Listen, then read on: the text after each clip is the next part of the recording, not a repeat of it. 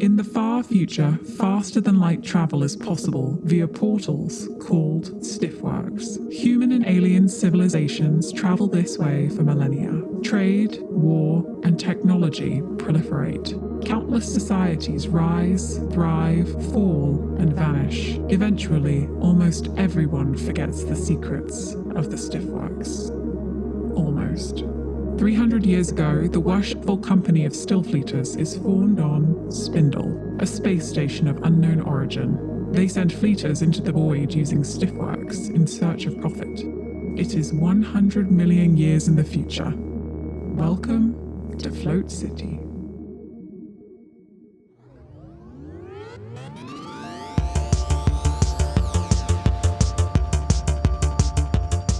Previously on Float City, the crew arrives on the pirate island Graffa after deciding to help company refactor Zeshdano Navelle assure that multiple years' worth of firearms shipments stay hidden. She brokered a deal with Pirate King Grand Shandy, paying him to keep the guns locked up, an arrangement under threat as the continent may finally succumb to war. Whatever their personal vendettas against those who framed them for Zeshdano's murder, the crew decides this mission is worth their time.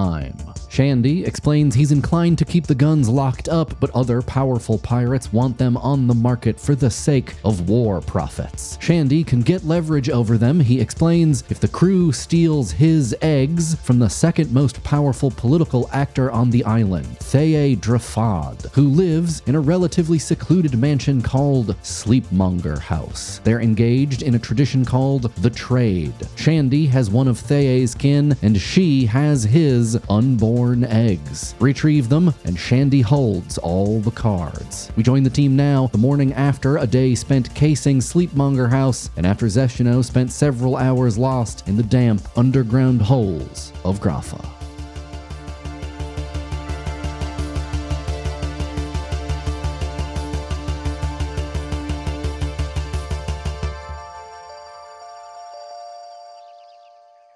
Zeshdano rolls out of a hammock. Her boots are still wet from having had to navigate all of the passageways underneath Graffa. She has not slept that much. Merkis is hanging by his tail on the balcony, and he's mumbling an entry into the stylophone because he hasn't updated it in a while. And instead of the erratic squiggles of the past, stylophone self, it is now more of like a purposeful synth drone sound. And he has one-word entries: push-ups, boat chase, harpoon, shandy, belly armor, recon, and you hear this squiggly erasing sound, recon. And he jumps down to see if everybody's woken up yet. Beta's has woken up, and she's over by like a water basin, and she's kind of trying to get some of the dirt out of her nice clothes that she got, she doesn't want to look like she's been crawling around in the holes like she has been. I think Remy hears Merkis's entry, and it's just like, oh, hello, recon. We did that. Okay. I mean, you're at some point, a waiting bodyguard comes to check on you, probably offers you a large heaping plate of food that none of you can eat. I can try. Is like a kind of, you can try, yeah. Depends how hungover you are or how crawling through the sewers you are. But there's like a lot of weird sort of sea urchin-y eggs with just like gravel, and they might come back with fare that you could stomach. And at that point, I'm sure children have just entered the room. There's lots of young waitons, as usual, just rifling through your stuff and demanding sort of stories and attention. It's very annoying to just stay here all day because of the sort of orphans. Vynos has given a small amount of money to a child to try to go find him an old sword that nobody uses. So he's patiently waiting to see if anything will actually come of that. Roll charm. Okay. This is easy. This is easy. 3. Yep, that child has not returned and probably not going to return. That's funny. You could try another child. There's plenty around. Okay, I'll try one more child, and then I'm going to be tired of throwing my money away.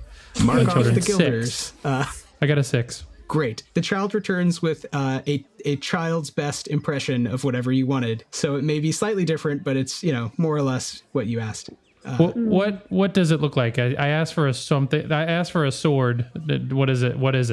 It's probably like a really large knife with some holes in it. But it's That's passing scary. Yeah, it could be like a piratical That's fine. instrument. That's fine. Yeah. This is a backup plan anyway. Vynos thanks him and puts it in his cloak.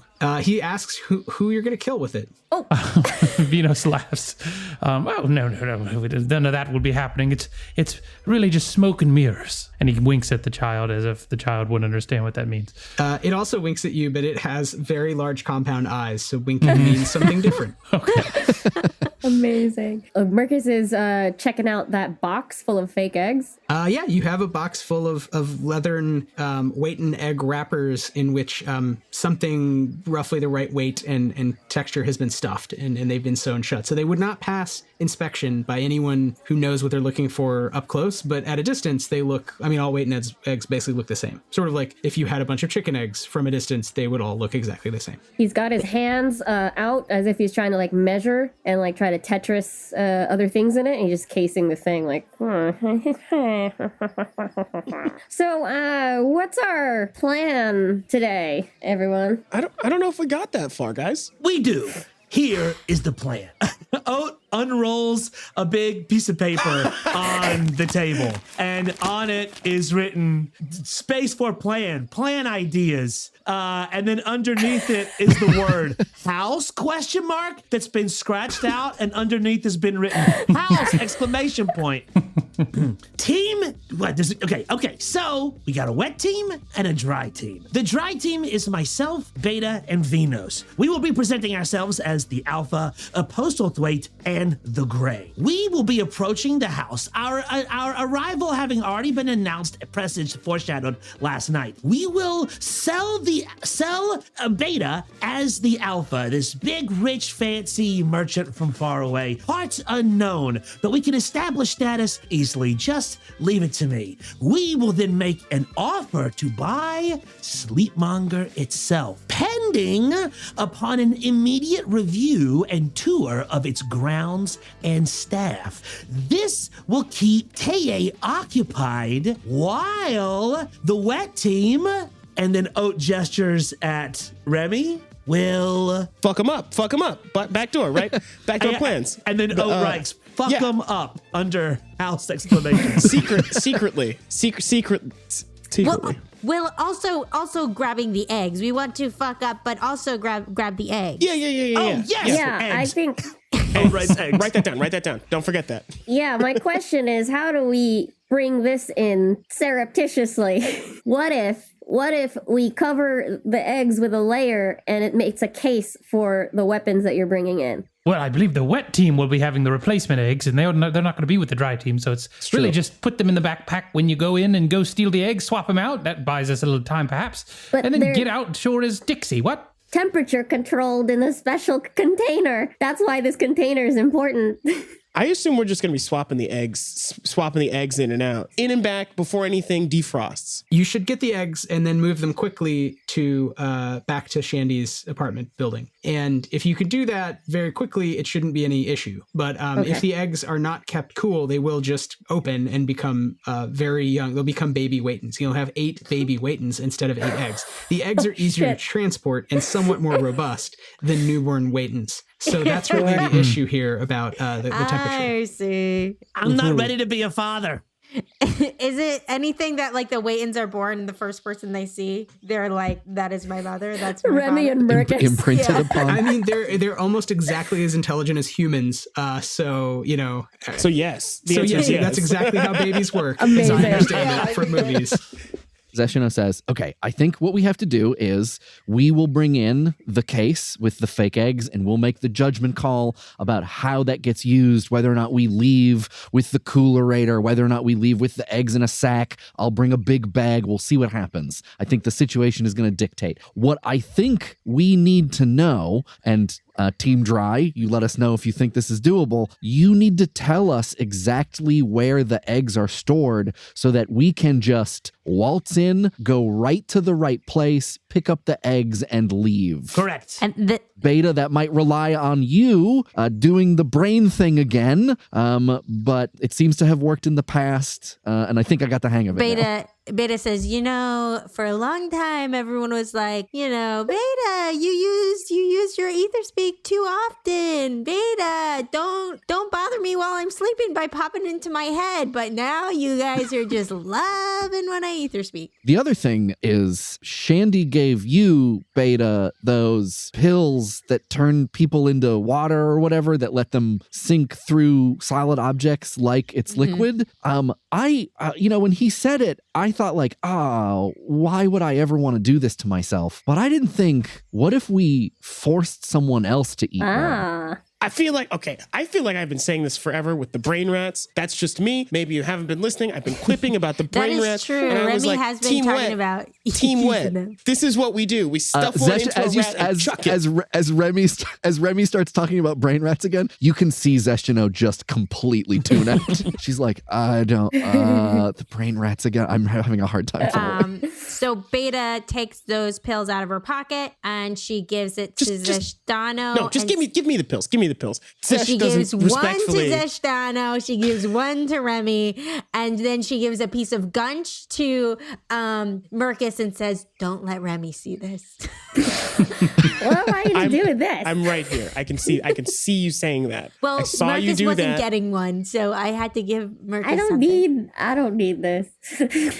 So at this point, the door opens again. The waiting bodyguards don't announce themselves, but a bunch of knocks happen. And one of them says, announcing the presence of His Majesty, the Pirate King of the Dark Seas. And Grand Shandy enters with a tray of perfectly baked, normal-looking muffins. Maybe they're a little green because there is macrokelp involved, but it's or macroalgae, but it's good. It tastes sweet and has a nice savory note as well. And he asks how it's going. Yes. No, go ahead. Big GS, buddy. Thank you for putting us up. Appreciate you. I think we're good to go. Pretty much. We're gonna go do a heist. We have teams, got team names, we got everything covered. It's just like you'd imagine a professional group of people to be. The only thing I need, I think, do you have like a big knife? I don't have I threw my machete at somebody and it exploded, and I would like a replacement. Deadly, right?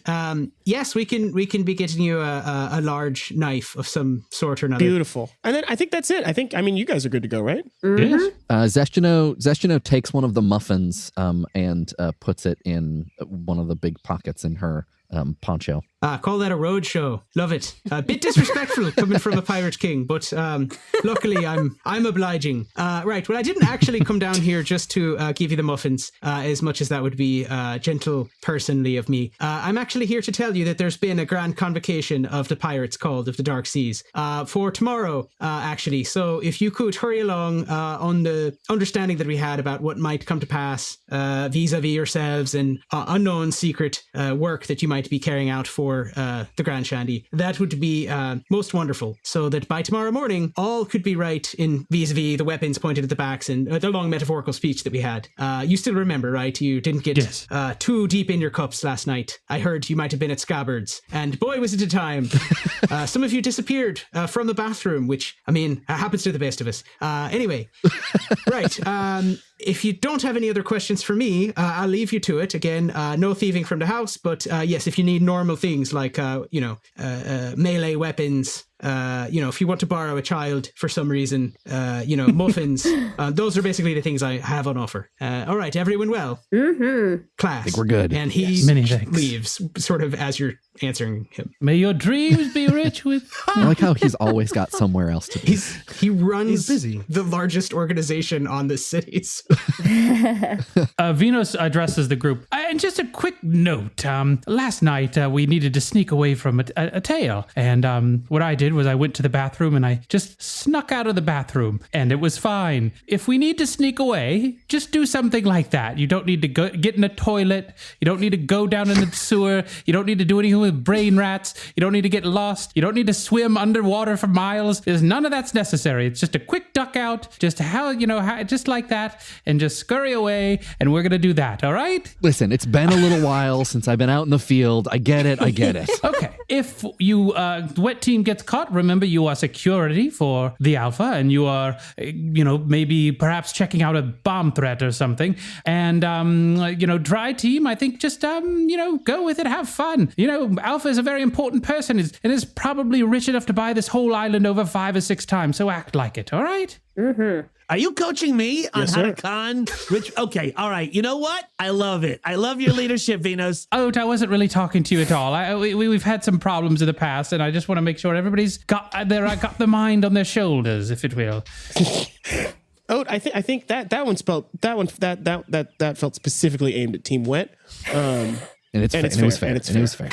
All right, here we go. Oat puts his hand in the middle and says, "Steal an egg, stop a war." Steal an egg, stop a war, rescuing kids. Steal an egg, stop. Oh, yay. Yeah, stealing eggs. We need to work on that as well. All right, we're off.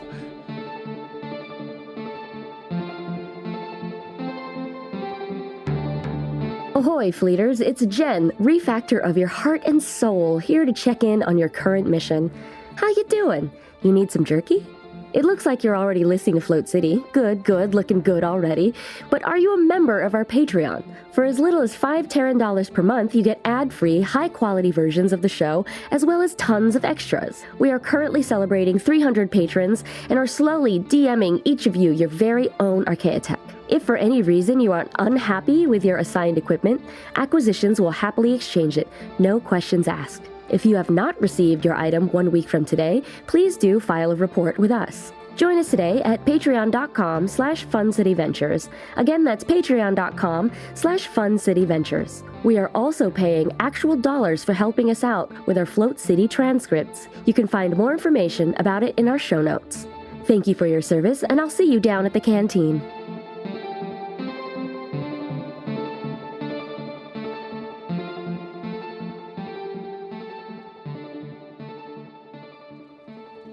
So on the way there, you don't get attacked. Nothing interesting happens other than you hear different people, probably, a lot of people in saw pockets as you leave Shandy's immediate zone talking about the convocation. And the convocation is among the all of the gangs, but there's the 3 really big ones that matter, which is Shandy's group, the saw pockets, Dea's group, the dune cutters, who are more allied with Gazium, and with the 3rd group, which is sort of has the most mutants. They're just called the Entities, and they're run by a Waitan named Shifty Brink Salter. And Shifty and Grand Shandy have serious beef going back many years.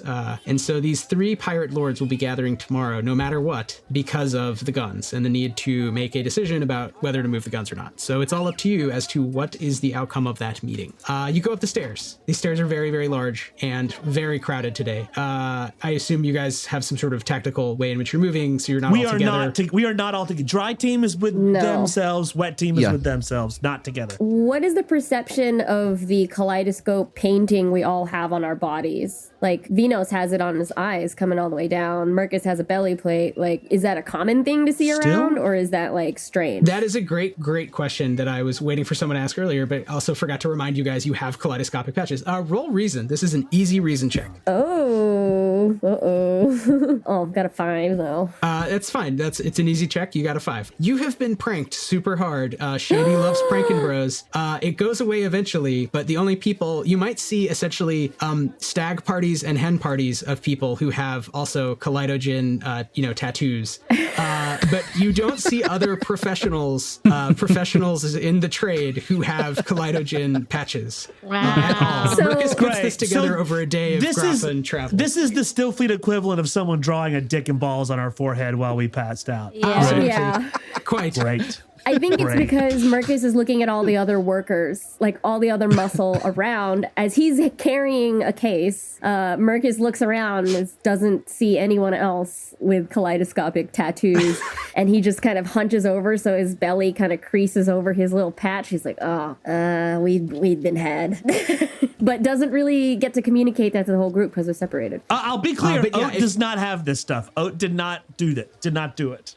Also, Beta, I don't think we established it did not show up on her. Right. body. No, I left it totally up to you if Shoodtha would have that. But and also if you cover it up, it's fine. But otherwise, maybe some of the wait and stevedores and saw pockets giggle or ask you about your crazy night out. But yeah, it's not. It doesn't affect the game really. It's just you got pranked. Yeah, Merkis just mumbles scabbards every time anyone sneers at him. Oh, we know. Okay, so you all arrive in whatever order you want. So in two groups, I guess, at the top of Churchy Markets. So, as you move laterally out onto the top of Graffa, you're on Sadman Beach. You're in the avenue sort of between the two thin strips of beach, one going north, one going south. And Sleepmonger House is basically all of the estate to your left. It's all of the south part. And as usual, there's a big hedge past the beach, completely obscuring the house. You just see dunes, and beyond that, a rectangular, long avenue block long hedge, and you see merchants, porters, and indeed, as before, you see little clumps of pirates. You see maybe 3 kind of near Sleepmonger House and 3 or 4 across the street, kind of up the avenue the other way. What do you guys do? Dry team is going to approach the front door of Sleepmonger. Great. And I think wet team, we're going to hang back for a sec. Probably not as a group, and maybe just kind of trying to blend in like across the street, kind of wait for the phone call to come in, as it were. Great.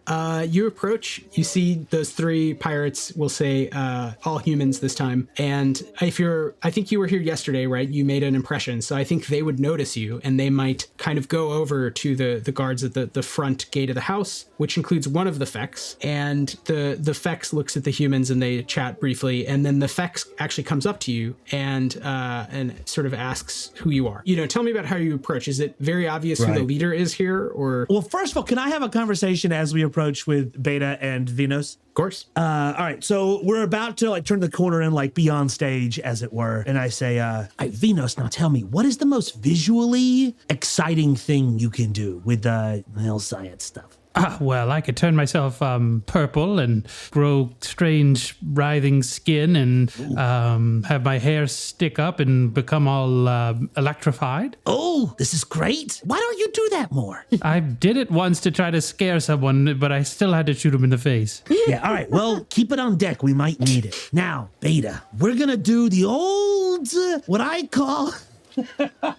Give me a planet name, Wythe. What's a planet name that hasn't been in the show yet? Kalayat. This is called the Kalayat Shuffle. Now, you're going to pretend that you don't speak common and that I'm translating to you, right? That's the game we're doing? Yes. All right. I'm speaking late Tefnian. Oh, so it is a real language, just in case, one of these guards speaks late Tefnian. I'm taking a note and will envelop it and enfold it into the con. I love this. It's so rare that I feel like I'm in a place of competence and expertise. And this is a really great break. All right. Now, Beta, is the brain thing ready to go where we all talk to each other's heads? Beta answers in Oat's head. Yes. I love it. Okay, steal an egg, win a war. Let's do it. Yeah, you approach. The Fex is walking toward you as you're walking toward him, unless you stop. So this is the way we're approaching. Alpha is in the back with Postlethwaite and the Gray are up front. And I rolled so the person on duty at the front door today is the guard who is on duty outside yesterday, who is extremely aggressive and immediately is just loudly yelling, "What's up, new people?" And he pulls from his back a solid gold machete that is as long as he is, and just kind of waves it lazily at you, and says, who comes to Sleepmonger House as though you are on the list, and you are not on the list. Oh, I hate him already. No, I love this guy. This is great. He's a dumbass. Machete of gold, that's just going to bend so fast. Yeah, the worst metal to make a machete out of. That's like gallium would be worse. Soft. He also has a modern assault rifle strapped to his back. He's definitely better a rifle armed than for any salt? of the... This guy's an idiot. That's going to scan great in the show. It's going to be great. Should we explain the joke? Yes. We'll do a fun chatting about the joke.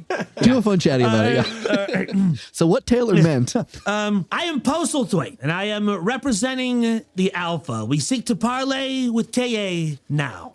And you're not on the list. And we heard about you yesterday because it says someone named the Alpha might come to our door. Why should I let you in? This is the only time we will be visiting Grapha. Should you not speak with us now, you will never receive this meeting again. He is looking at the group with the eyes of someone whose job it is to make security decisions, and he does this all the time. Roll charm, and he's going to contest that and try to tell if you're lying, basically. I did not do well. A 5.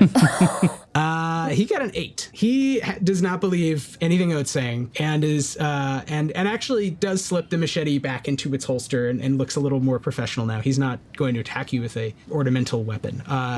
He asks,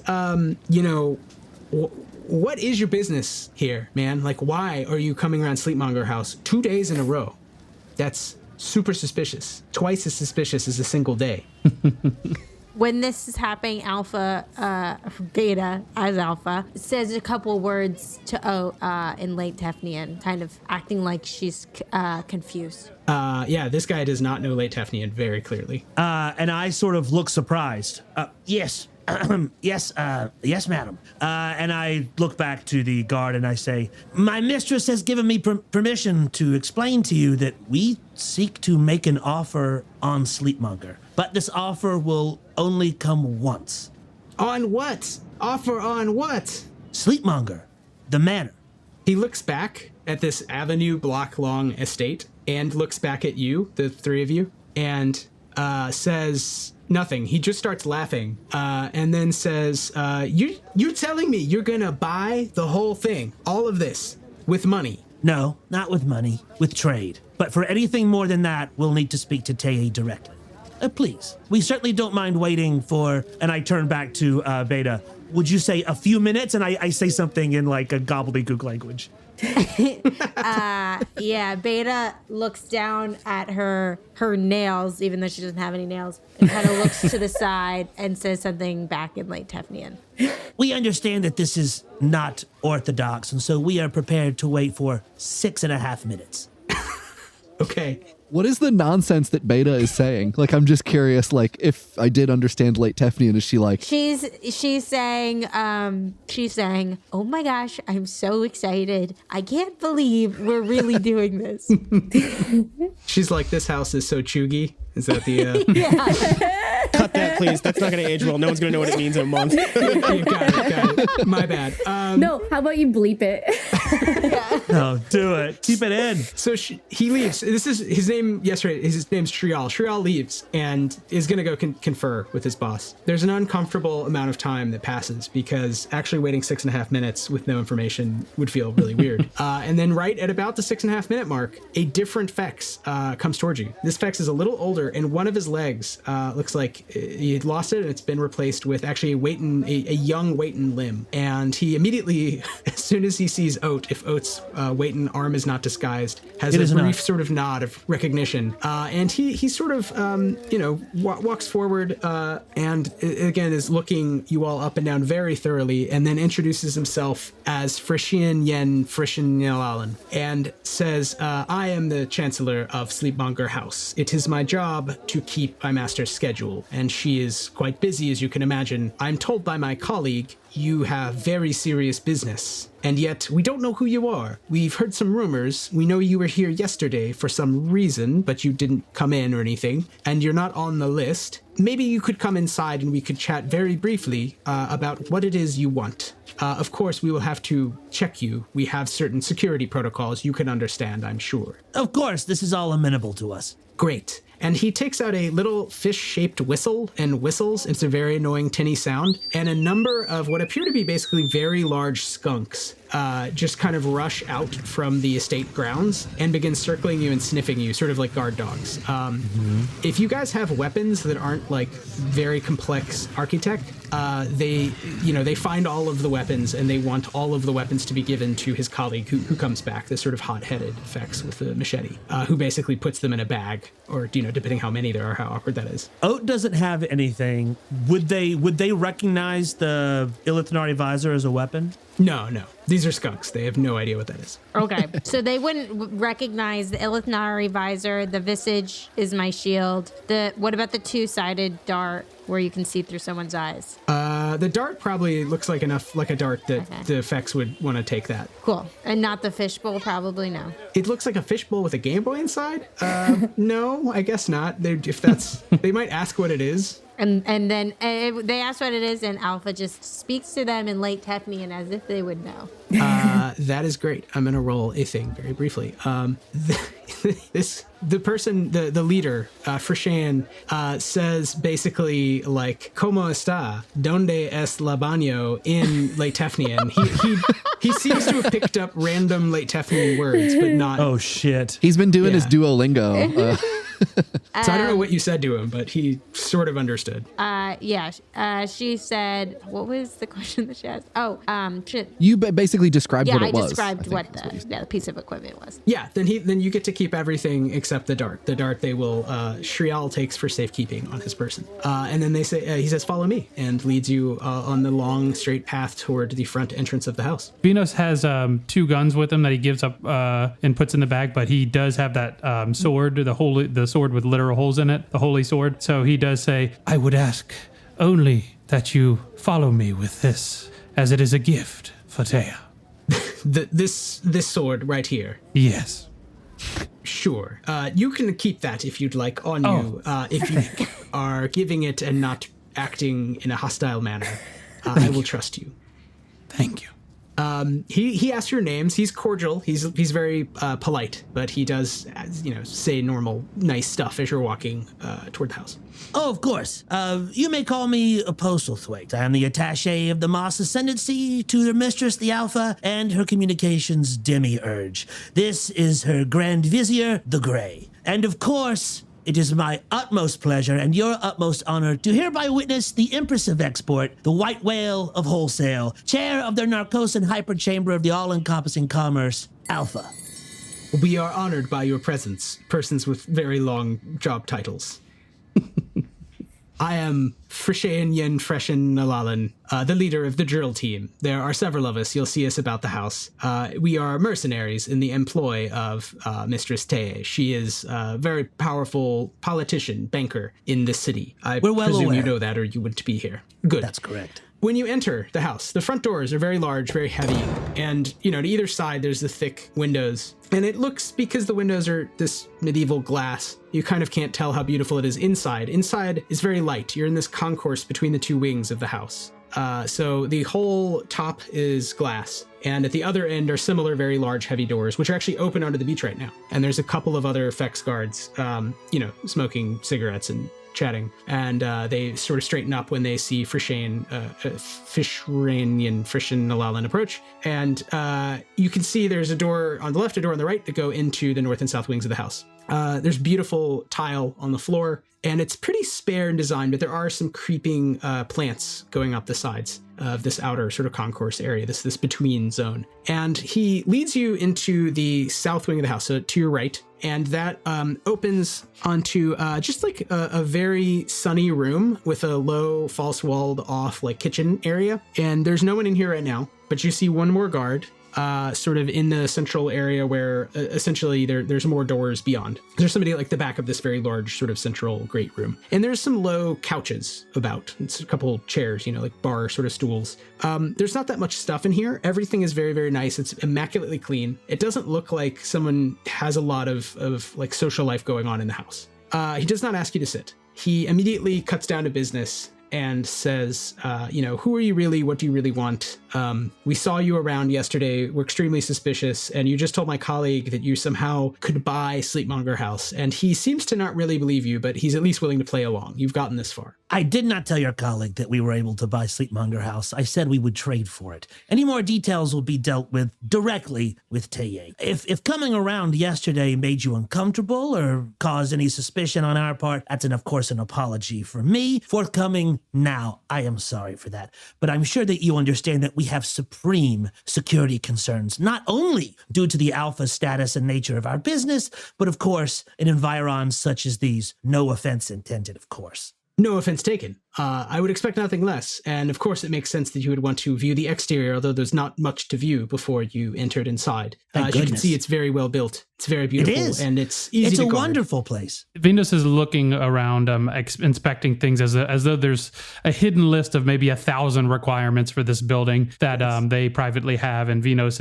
is astutely checking to see that they will fit all of the exacting specifications. Yeah, I would say if you want to roll to perceive, I might tell you a little more depending on how good you are at sort of not giving yourself away in a guarded situation. Also, yeah, Frashane definitely seems like he's still trying to gauge whether he should bother Teye with meeting with you guys. Right. You would just sort of understand that from what's going on here. This is mostly for show, but it would still be interesting if you could, if my perception could give me anything. I got rolled a 5. Yeah, you see what I described. You might notice that almost definitely there's at least one like bedroom beyond at the back of this wing of the house. So you're not sure about the other wing, and you're not sure about other rooms, but you're in a kind of great room, kitchen, sitting room area, and beyond are some bedrooms. Yeah, and the other effects guard here seems all of the other effects except Trial seem more sort of subservient to Frashane. They sort of do whatever he says immediately. I understand that this is, as I said, unorthodox. In many of our business dealings, we often may schedule things years or, entire solar cycles in advance. That's understandable. However, there come a time and there come events in all of our lives which demand a certain flexibility. Matters of great import and value are times and events such as these. I would appreciate if you were to give this opportunity the respect I believe in hindsight you will feel it deserves. I see. You would call this a meta-orthodox situation. And then he laughs as if he's made a very funny joke. Yeah, and Oat cracks. Oat, or Oat pretends to crack as if, and he laughs as well. Yes. I think should your master make the specifics of this situation clear to you, I think we would all agree it is far above and beyond the orthodox, yes. Great. Well, if you could maybe tell me a little bit more about what possible realm of trade you could envision being worth the largest piece of property, arguably, on Grapha, besides maybe the impenetrable red steel tower of the late Tefnians.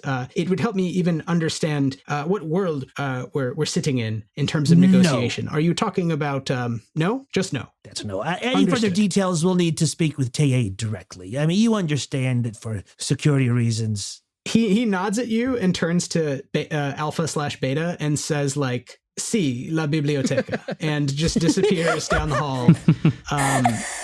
Because now he's going to kick this up the chain of command. So you're left alone with one guard in the room and another guard outside in the concourse. And other than that, you haven't seen anyone. It's bright. It's still like late morning. Do we want to cut to this is dry team, right? Do we want to cut to wet team? I still can't believe we went with dry and wet.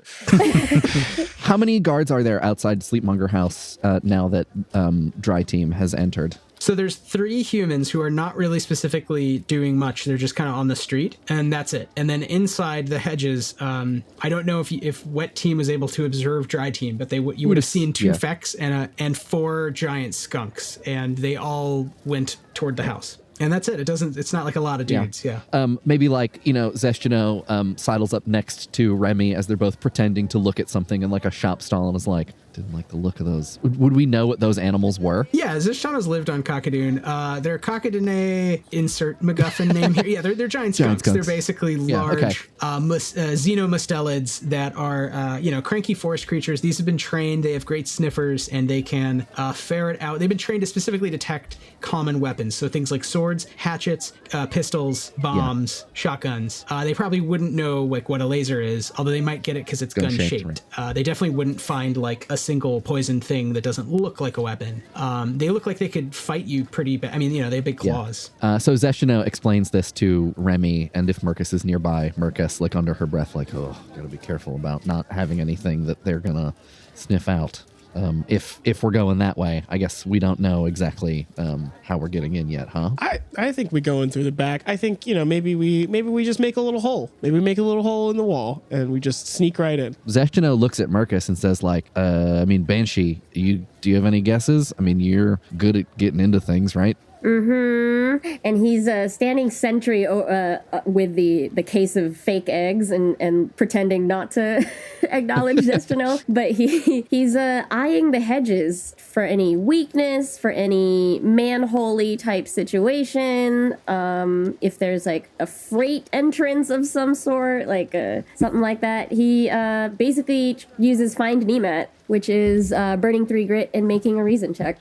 So I'll do that. Got a 10. Nice. Yeah, there's no freight entrance. There's the front entrance where everything comes, and the back entrance, which is pretty much symmetric. It's shorter because the house kind of ends on the hedges right in front of it and then the beach. But they're both heavy iron gates that can be closed. They're open a lot of the time, and then the doors are very heavy to the house. However, you do find Nemat, essentially. You find that there is a manhole cover nearby, and based on your electrical sense, you can feel that the normal sewer, you would not feel really electrical charge. It's just sewer, and it's badly made sewer because they can't dig very deep, or they hit, a cenote and fall, or whatever, something bad happens. They hit unexploded ordnance from a war 1,000 years ago, who knows.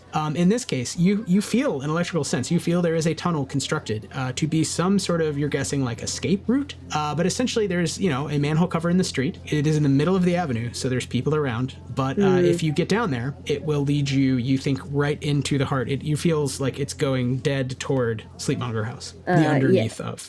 Merkis looks around, scanning the street, and sort of, he's making kind of a homing noise, like, and then he spots the manhole. I've got a problem. I see this hole over here, but it's in daylight, and there are tons of eyes here. I got it. Don't worry about it. Just let me know when we need to go. Don't worry about it. What do you mean? I got it. Don't worry about it. Okay. Well, that's our door. Yeah, as soon as I feel, should we wait for the signal from Beta, or should we just get down there and see what happens? Let's get down there. Let's see what happens. Let's wait for the signal. You're the boss. I mean, it's hard. It's hard to make a decision because you're being very mysterious about a thing that you're claiming will help. So I'm gonna. Just don't worry about it. I'm gonna do the thing, and it'll be fun. Is it like the emissary helping again? No, it's.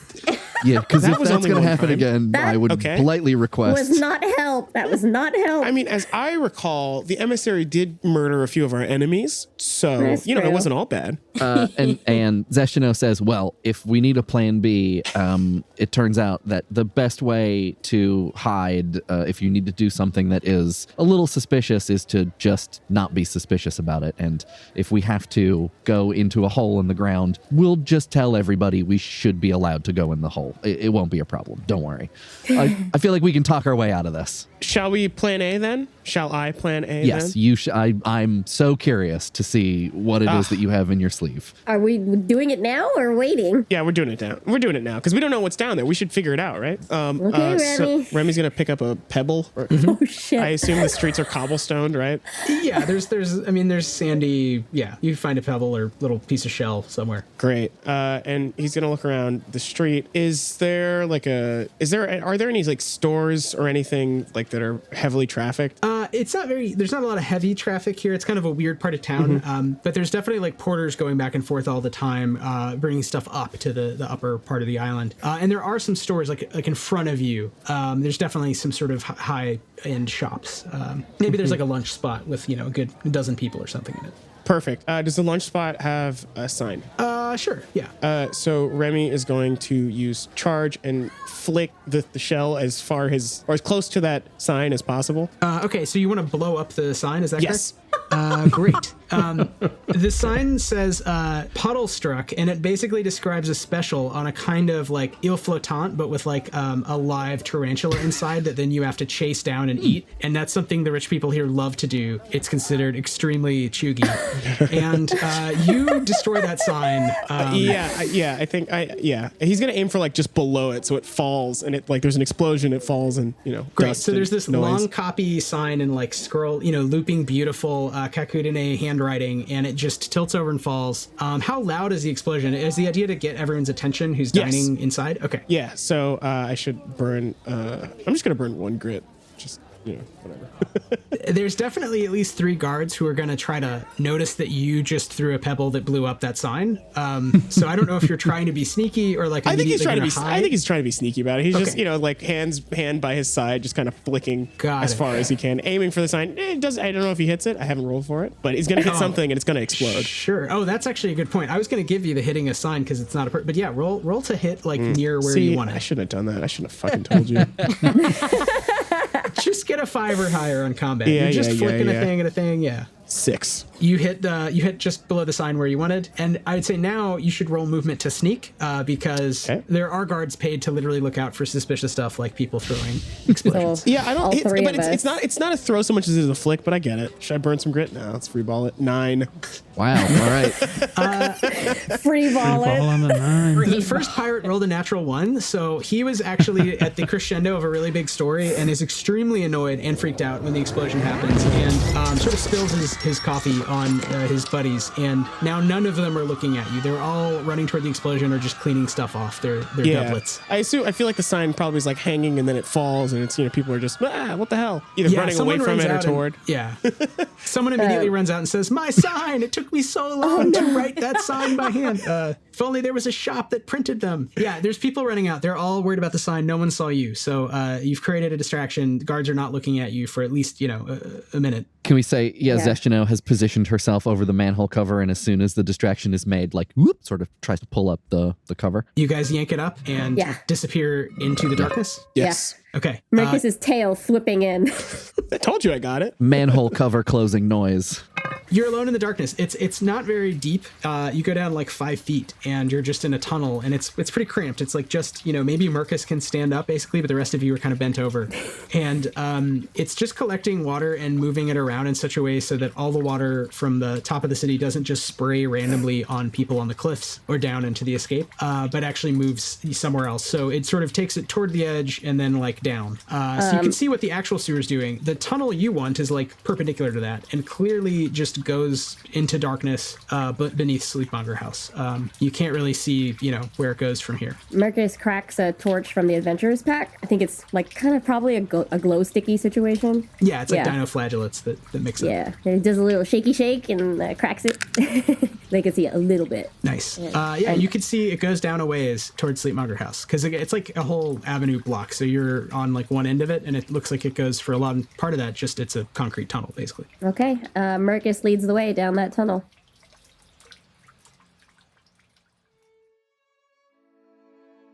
After not an awkwardly long amount of time, probably just a minute, Frishayan comes back. And behind him is a middle-aged human woman with not extravagant clothes, like a green dress, some practical, she's got like a bandolier with a couple guns, but not, again, like armed to the teeth or anything, not as much as the Saw Pockets pirates. And her hair has, is braided and has lots of gold rings in it, but nothing like super over the top. She's not wearing like crown jewels. And she looks at the three of you for a second and sort of tries to understand like why did I allow my chancellor to bring these people into my living room? And then you could see her just decide to go with it and ask, who are you and why are you in my house? It is a pleasure to finally meet you. Vynos is a big bow. May we speak freely here? Please. And I understand that this might cause some offense, and I promise you there's no offense intended. This is simply due diligence on our part. Your chancellor, we can trust him with details? Yes. You should assume that he and I are on the same team. I don't really know who you are. He told me you are some rich people from somewhere else and you have a proposition for me. So I make money. I'm here to make money. I'm listening to your proposition. You have 5 minutes. Normally, we would do quite a thorough security review, but of course, out of deference to this being your domain, we are forgoing that diligence. Although I can say it is relaxing to hear your assurances. And Oat sort of visibly lets himself relax and to make Taya feel that now she is trusted and things are a bit more normal. You may call me Postlethwaite. I am the attaché to the Moss Ascendancy, and from the Moss Ascendancy to my employer, as well as her communications demiurge. This is the Grey, her Grand Vizier, and now it is my pleasure and your infinite honor to be presented the Empress of Export, the White Whale of Wholesale, and the chair of the Narcosa and Hyperchamber of all-encompassing commerce, my mistress, Alpha. And Oat deeply bows, and in the brain speak, he telepathies to Vynos, bow, bow. Vynos is bowing as well, very deeply. Beta takes a step forward, puts her hand out to Teye and says in late Tefnian, Teye, it is such a pleasure to meet you, finally. She extends her arm and grasps your arm in whatever way seems natural, if you were obviously going for some sort of handshake. And she says, look, I don't know who you are, but I should just tell you, I don't speak Latefnian. I do have... It doesn't matter. I don't speak Latefnian. If you don't know Gazioan, then your language is fine. Spin is fine. As her communications demiurge, I'll be translating for Alpha. I see. Well, it's nice to meet her. What does she want? Oh, what does she want? She wants many things. But specifically, today, to you, this is what we have to say. For a lifetime. Some would say, the rumors would say, many lifetimes, my employer has operated at the bleeding edge avant-garde of commercial and business theory and practice. Some would even say that the imports, exports, the very balance sheets themselves are made into a kind of postmodern art. Even deals themselves become aesthetic objects.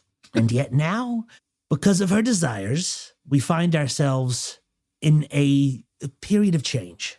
Alpha desires to, and I turn back to her and I say, I sort of look to her questioningly, and I say with my brain, give me permission to say it. Beta says in late Tefnian, go ahead. All right, and then I say with my brain, touch your hand to your tummy. And then I look back at Teye and I say, Alpha seeks to settle down. She has decided to reproduce. I see. Congratulations, I guess, y'all. Should we get some sort of festive... How do you reproduce, if you don't mind my asking? I'm just not as familiar. Well, the details of that are both extremely personal, complicated, and irrelevant to our business today. The long and short of it is this. After an extensive survey, we have determined that this incredible place that you have built, and congratulations and our compliments from all of us today on this wonderful place you have made, we have determined that Sleepmonger is the ideal residence for Alpha to assume. However, we also understand, of course, that this is a trade of incredible value. And so we come today offering what we believe to be an extremely generous trade. And I look back to Alpha again for permission to go on. I try to make it seem like I'm nervous, like saying this next part. It's almost like too big for me to even say on my own. Give me permission, Alpha. Beta's feeling really confident right now and like feeling really powerful. So she puts her hand on her mouth and gives a little kiss. Like blows a kiss towards Oat. Oat acts like this is the best thing that's ever happened to him, but he's trying to look like he's trying to keep it like down a little bit, trying to repress it a little bit. And like, this is like when the used car salesman is like, let me go ask my boss if we can go cut this deal. And then he leaves and then he comes back and is like, wow, he really likes you. We're willing to get, all right. So Oat says, we have recently come into possession, or one might say exclusive access, to a fully functioning late Tefnian hulk orbiting a small ice planet in what we believe to be an unmapped system. We are willing to trade you that vessel plus a lifetime contract of servitude from our Banshee, the Gray. And I brainwave to Vynos. I say, it's showtime. Teye is extremely confused. Vynos starts to move his arm slowly, and as he's doing this, like he's kind of doing this to buy just a second of time, just to mean like, do you mean you want me to call weird now? Yes, to get weird. Be powerful. Yes. Okay. And Vynos extends his arms upward and then goes, my power is yours. And then he calls weird. when Vynos calls weird, as you know, as one does in the hell sciences, he begins first writhing. His skin begins writhing, and then he starts changing color, and there's just kind of streaks of blues and purples that kind of run through the writhes until it becomes more blue and purple, and then his hair slowly starts lifting as though he's holding on to one of those electric balls that makes your hair lift, and electricity starts running between the strands of hair. His eyes turn white. He has almost like this static around him. You could feel this change, even if you couldn't see him. You could feel it, and he becomes just basically kind of a writhing blue purple man.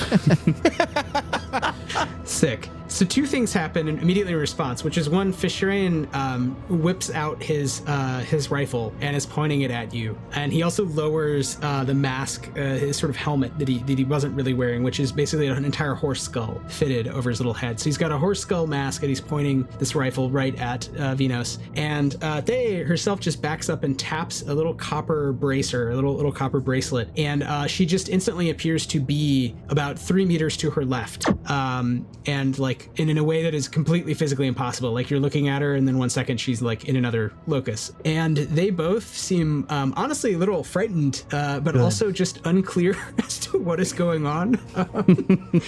And then Oat says, "Please relax. This is not a threat. In fact, quite the opposite. We believe this could be quite a boon for both you and your operations. Our proposition is this. In exchange for the services of the Grey and access to the fully functioning late Tefnian Hulk, including its own active stiffworks, we would like Sleepmonger, both its grounds, its structures, and potentially its staff, pending an in-person review. Now, what we would position as next steps are these. Today, we would like for you to give us a tour of these grounds, particularly a review of the staff, and also the top priority, as much as you are willing to share, some sort of visual assessment of its secure holding facilities. As you can imagine, this is of utmost importance to any abode the Alpha might assume. Then, should we find, as our surveys suggest, Sleepmonger is in fact a good fit for us, we will then invite you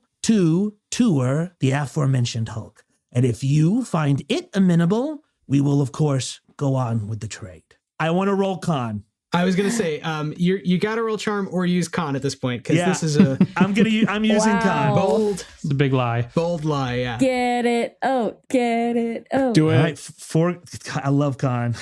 All right, I'm using my con power. This is the text. This is not a weird power and won't work forever if the lie is unreasonable or can be disproved, but it will allow you to fool anyone briefly. Con. Tell a lie. Everyone believes it. No check required. Great. And so the lie is we have Hulk a exists. fully functioning Tefnian Hulk, and we are willing to trade it along with our magic slave for your house, as long as you give us a tour of the secure facilities and a staff review today. Okay, I'll allow it. I mean, it is ultra ridiculous, and there are other powers that could call this into question, but for the moment, I think Khan is a good play here, and she is at least curious enough to sort of learn the truth about this Hulk, perhaps. So she sort of chuckles and taps the copper bracelet again, is standing right in front of you again, not displaced. Mm-hmm. And Fishane leaves the mask on, and sort of keeps the rifle out, but lowers it a little so he's not pointing it at Super Saiyan Vynos. And she looks at her head guard, and he looks at her, and she says, "Listen, y'all, I don't know what to say to this offer, but if you'd like a quick tour of the mansion, I suppose we could do that and maybe get to know one another. I don't really know where you're from, for one, and what business you're in that is so, it sounds extremely lucrative for another. So maybe we could discuss some of these matters, and you could see some of the rooms. It is a fine house. I'm not sure why you think this is, if you're that powerful of a figure, why it would be worth an entire starship, but sure, let's take a walk. Does that sound amenable?" Oat looks to Beta. Beta takes a moment and she motions for Teye to come closer to her. "She desires your presence." I'm right here. "No, more." Okay, yeah, she comes closer. All silently, Beta is miming what she wants to say, and she kind of puts up a finger like one moment and then ruffles through her bag and pulls out just the top of my visage is my shield and shows it and points it into the direction of Teye and kind of like with this inquiring kind of like big eyes face, like, look at this. She wants you to look at it. I understood that, but thank you, Demiurge. Of course. It's nice. So basically, it's like if you had in a bag somehow a folded up metal like Basquiat or like Picasso that you just kind of showed the top of, like out of your book bag. Yeah. Okay. Like cooling up your shirt to show a gun. Yeah. Look at this. Roll charm. Oh boy. I'm going to burn 3 grit because my roll for charm is a 4. So I'm going to burn 6 grit.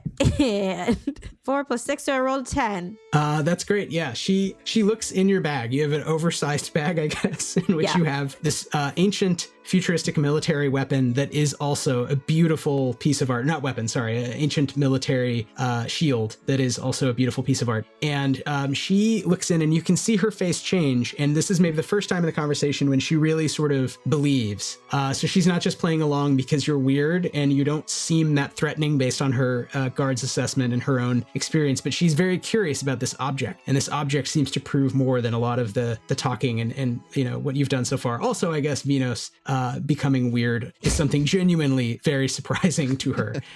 So she asks you about it immediately. She starts talking, realizes you don't understand her, and she turns back to the Demiurge and starts asking about it while sort of gesturing that Fishrain should sort of lead the way through the rest of this wing and just sort of meander through some rooms. So if you want, you're on a tour, room by room, of at least some of the major rooms. You're not sure she's showing you everything, but of Sleepmonger House. And there's always a couple guards. There's a guard with you. There's always another guard like down the hall.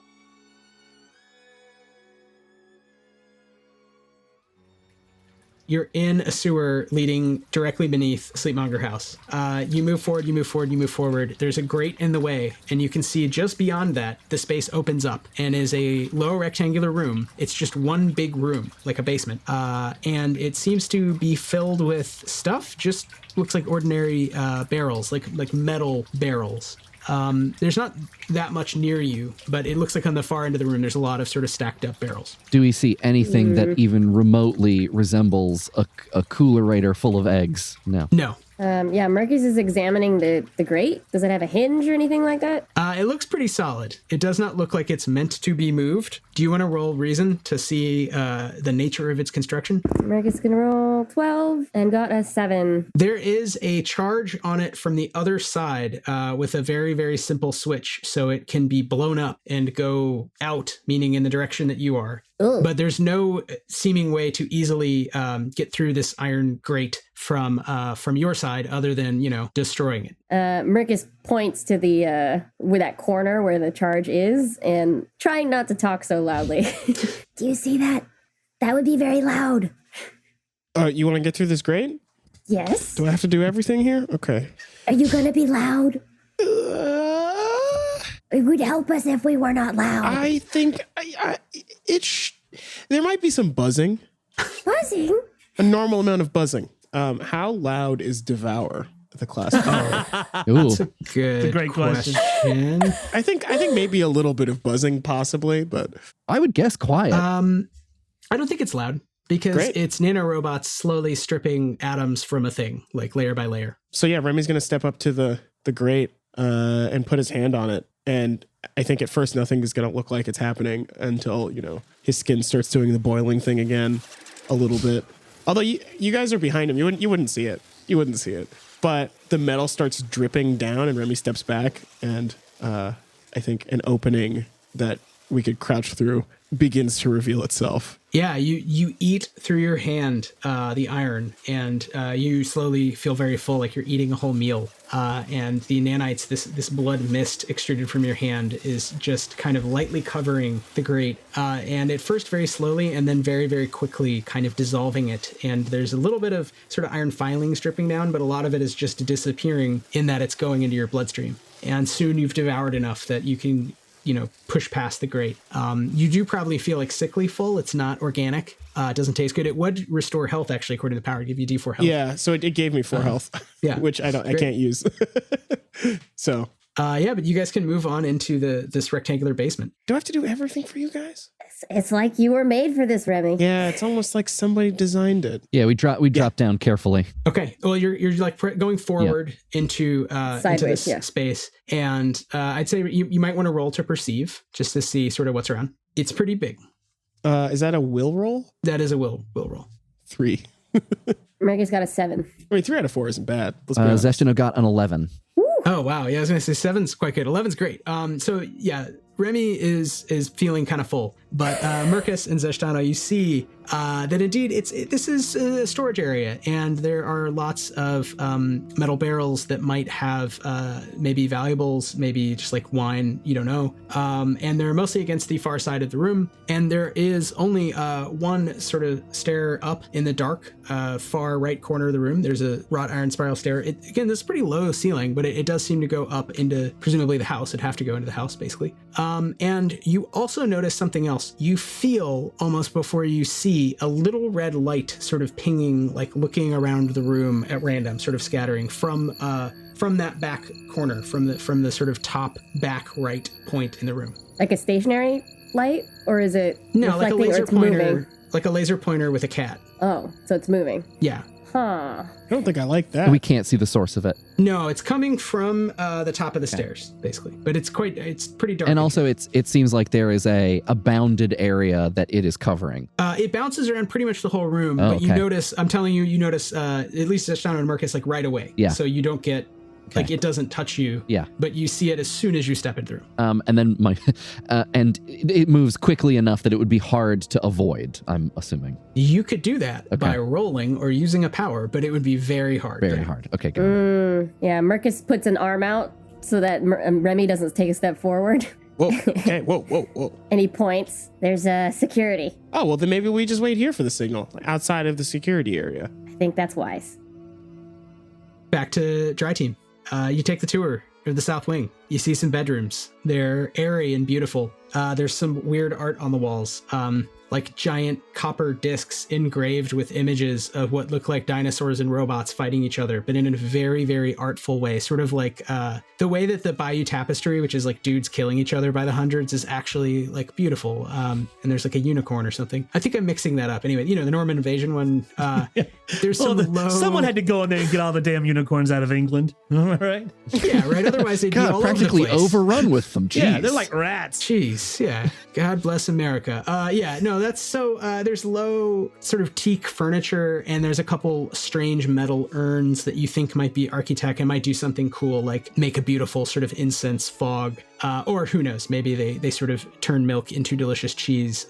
And yeah, there's just a number of rich person things in the south wing of the house. It's definitely the lived in portion of the house. You haven't seen anything that looks too sort of classified or dangerous. Mm-hmm. And Teye has no ego about like she shows you her unmade bed or whatever. Like none of it really matters to her in a very personal sense. You get the sense. Interesting. She is a consummate business person. She is chatting the whole time, asking you about where you got all your stuff. She seems to be asking your affiliation with the company, the Worshipful Company, since you do speak spin and you have like weird tech. Mm-hmm. And she's not sure sort of another way to bracket you, but you've told her, you have your own basically company, which she also understands the concept of. And occasionally one of the other Fex comes in and whispers in her ear something, and you sort of vaguely overhear it has to do with a pirate convocation happening tomorrow.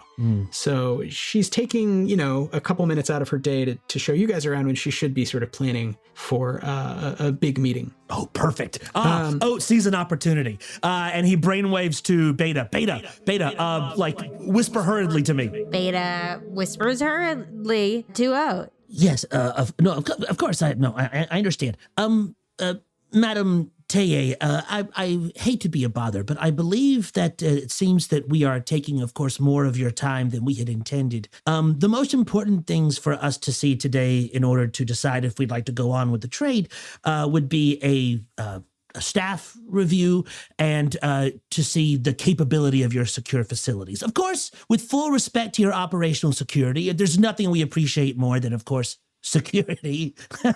I mean, that's very clear. But yes, we need to see what size vaults we could potentially build in. Show us the lower levels. We need to determine how safe this facility would be for the Alpha. And then Beta, again, feeling very confident in this whole thing, and then kind of says something in late Tefnian and rubs her belly, and then says, and say I need a nursery, a secure nursery. And I should say, this is a sensitive subject, but of course, we are more than usually obsessed or thoughtful towards security these days with the little Alpha on its way. We would, of course, need a secure place, perhaps below ground, for a secure nursery. The nursing procedures for Alpha is complicated and some cultures would say violent, and we would like to keep that outside of the community eye, as it were. You understand? Yes, of course. Well, your privacy, first of all, I'm not necessarily selling you my house. I like living in it, but it is quite private. And sure, while we're on this journey together and you could tell me more about this starship, why don't I show you the North Wing, my offices? And if you're talking about underground, there's not much underground in Grapha other than tunnels full of brain rats and mutants and whatnot. There is a cellar. We keep the wine there. That's about it. But everything secure I would have in my offices, of course. Is there passageway to the tunnels below, or would we have to install that ourselves? Hypothetically, of course. She looks extremely suspicious about this line of questioning. She says, Oates sees that and says, I understand if you don't want to discuss specifics, but of course we need to, adjudicate the general shape of things, of course. You understand. Well, right. If I actually sold you the house, you could just go through the house. What I'm saying is, if you wanted to see the North Wing, that would be, frankly, where I show off all my cool pirate stuff. I mean, we've got time for cool pirate stuff, I think. The Gray, what do you think? Do we have time for cool pirate stuff? There is always time for cool pirates. So ominous. Jesus brainwaves to Vynos. I'm going to kiss you when this is over. Vynos, by the way, is still blue and electrified. Just calmly walking through the house. I'm almost floating. Yeah. I should say all of the effects other than Fishrain are hissing at you. Whenever you come near them, they sort of go and their hair stand on end. Vynos is making the same sound. Beta, you might want to start broadcasting to the wet team. Yeah. With this, kind of as she's hearing Teye describe everything of value would be in the North Wing, Beta kind of connects the ether speak again with she doesn't put everyone online. She just talks to Zeshdano and says to Zeshdano, the North Wing. It's got to be in the North Wing. We're headed there now. Zeshdano says, we're in the wine cellar. Do you know how to get from the wine cellar to the North Wing? Also, it looks like there's a weird security system here that I don't know what it does. There's a lot of blinking lights. Interesting. Nope. Okay. Well, we're kind of trapped here for the time being, so if you come up with anything, we would love to know about it. You guys cross through the concourse into the North Wing, into the offices. It's much more cramped here, so it's not like a huge open layout with really big airy rooms. It's a series of smaller, more narrow hallways full of stuff on the walls. There's sort of engraven plaques showing a young Teye defeating a whole armada of pirates. And there's lots of small locked doors. Most of them Teye does not have Frishain open. You go through sort of an elbow-shaped hallway into a larger central hallway that opens onto, you can see cracked doors, these double doors on the left open onto a big sort of drawing room that's central to this wing. And straight ahead is a very, very ornate wooden door with a really big lock with like a pass key, like a more technically complex lock system.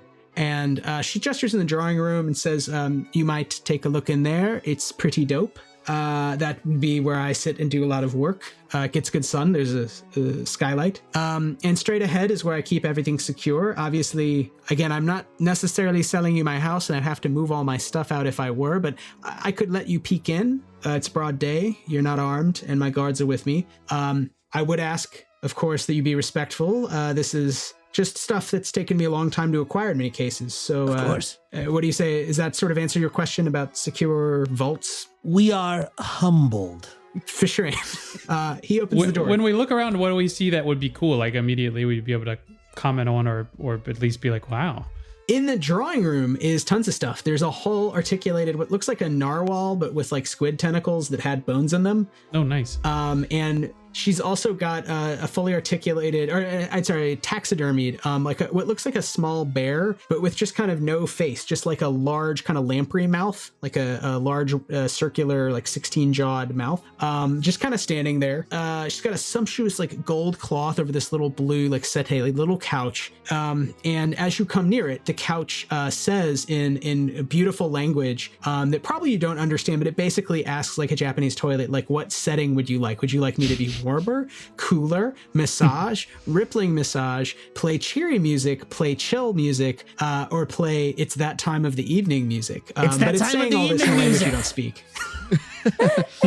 It starts playing like far future, like D'Angelo from a chair, basically. Yeah, there's stuff like that. She's got a lot of knickknacks stuffed into this wing of the house. It doesn't seem like she uses a lot of them, but maybe she did say she sits in the drawing room. So obviously she likes all that stuff. She likes looking at the bear, the lamprey bear. But yeah, she's willing to show you the trophy room once you're all ready. Please, yes. Okay. So we're just going to go in quickly and have a peek, and then we're going to shut the door again. The windows are barred, just normal windows. They're small. It's the only room that has really small windows of the exterior rooms, and the walls are thicker and reinforced. The bars are really thick. It's like 6-inch solid iron bars through the windows, and they're just little rectangular slits at the top, you'll see. The floor is also reinforced because sometimes people drill through houses here in Grapha. That's a problem we have. Often the brain rats will get people to drill through. It's a real problem. Falling down actually is a huge problem in Grapha. Just falling straight down. Why? So that's reinforced. It's porous, the stone. So you just don't want to fall down and then go like 100 feet into a cave. It sucks. Fashane lost his leg, and you can tell that's like a sore subject. And he looks kind of irked that she brought that up. But yeah, he's recovered, of course. And when we go in, just the one thing I have to tell you about is Hanbi, and Hanbi's been with me for a minute. Hanbi is technically a war machine, but a very small war machine. I mean, he fits in the room, obviously. But Hanbi is the main security here. I would be taking Hanbi with me, probably. So you understand, I assume you would bring your own guard systems. But Hanbi sort of does it all. He is a guard. It is a guard system. You understand what I mean? But just no sudden movements. Yeah, he can be a little intimidating. Okay, we're ready? What does Hanbi? Oh, Hanbi's inside the vault. She's warning us about what the Hanbi's inside the trophy room. Okay. Fashane punches in some numbers on the keypad, and you hear a heavy sort of bank lock system, wheels turning, click, click, click, click, click, click, and something releases, and she just pushes this heavy door open. It goes on in. It's her room, and it's like the others. It's a big cubic room. You can kind of tell the walls are thicker. The windows are indeed really small at the top with these big steel bars. Wait, why? Did you say, how did she open the door? It's just one big heavy metal door with a big lock that has like a number pad, like a clunky, weird, like bank vault kind of number pad. And did pad. she type it in? Fashane typed it in, and then she pushed it open once he had typed it in. He blocked it with his body as he did it. I'm going to roll steal. Steal is a move. Name a stealable object or overhearable or glance-attable phrase or password and burn D8 grit. Hell yeah. Perfect use. Hell yeah. What? That rules. Oat was made for this heist. I'm a rogue con man, baby. All right. Fuck yes. Do you have to roll, or you just happens? Yes. No, that's bad. Yeah, that's the maximum. I burned D8 grit, but then I roll my move plus my level. Okay. Oh no, you have to because burn you have 8. to do it sneakily and not get caught. Yeah. That's but I've got great move. Burn that grit. Burn that grit. Do not fail Be this. the G. Loving our 3 GM game. This is amazing. Well, I feel like Mike's really committed to not GMing right now, which is is different. I'm not GMing either. I don't know what the fuck's going on. That's true. No, that's true. That's true. All right, so I got to lose motherfucking 8 Can Zeshdano over the ether speak use bark to say, "Hey, Oat should steal a passcode if you see any," and give him a boost. If you use bark, I guess that's how that works. You inspire Oat to perform this excellently. Yeah. It's very much like in Ocean's 11, 12, or 13 when they're just yelling at each other over the walkies or whatever, but actually doing the con at the same time. Yeah, Oh, wow. Zeshdano is like, in the silence as you guys are listening to Tae, knowing that you're connected, is like, how's it going? I mean, I imagine Oat is like built for this kind of thing. Is he like looking at? No, she's not connected to Oat directly, so it wouldn't work. No, so never just mind. to be- Scratch yeah. it. Yeah. Okay. And But Beta right. is saying to Zeshdano, Oat is doing it. I wish you could see Oat. Oat is in his element. He is really selling this. Nice. And actually, while they're in the basement, Zeshdano turns to Remy and actually does use bark and says to Remy, like, "Hey, can't your nanites that ate the stuff just like turn off machines? Can't you just send them to go turn off whatever that thing is?" Yes, the answer is yes. I'm going to burn 5 grit, and you are going to be able to add 5 to your next roll. Nice. Okay. That's huge. Yeah, that is actually huge. This is when we cut back, I assume. 13, baby. 13. In very, very slickly, Oat, you're able to, while like maintaining a conversation with Tae about the drawing room, the lamprey bear, you can see sort of with your other eye exactly the numbers, and you arouse no suspicion, and you have the numbers. It is 1, 2, 3, 4, 5. Jesus Christ! That's the code on my luggage. All right. I broadcast that code immediately to Beta. Okay. And Beta immediately broadcasts it to Zeshdano, as well as she's also telling Zeshdano exactly where they are right now in the house.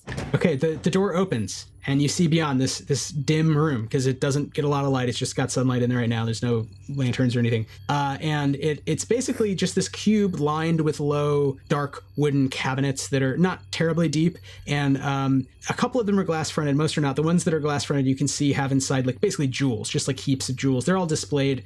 Everything looks dusty. It doesn't look like anyone comes in here that much. It's just full of like valuables. The most immediate thing though, the first thing you see is on the floor of the room is a little bit shorter than a person. So probably about Merkis's height. What looks like a cross between like a red high heel and a wine glass made of red plastic, but also a little bit like a sumo wrestler with like 4 little sort of insectoid legs and then 4 like little stubby gun arms. It sort of turns and begins speaking at you in late Tefnian, and very clearly only, I guess, Beta understands this, is just saying, Oh, yeah. What do I have to do today? I hate when they open the door. I hope I don't fuck this up.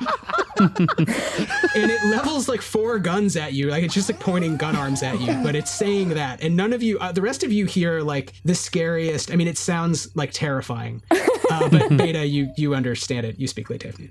Oh, I don't think you'll fuck this up. It stops, the gun arms go straight in the air and it scutters back on its little legs, and you see it has a sort of little tail that's like it's like a red solo cup sticking out of its like butt, and that is shooting a little beam of light. And you can actually see that the floor, there's a section of the floor that's just a wrought iron grate that seems to be covering just a deep hole, and it's shining a little red light down there. And it stops, and the red light stops moving. Its gun arms go straight up, and it immediately starts asking you, Oh crap, are you here to kill me? Who won the wars? Who is the Sangrenar? Which of the blood impresses reigns on Tefni?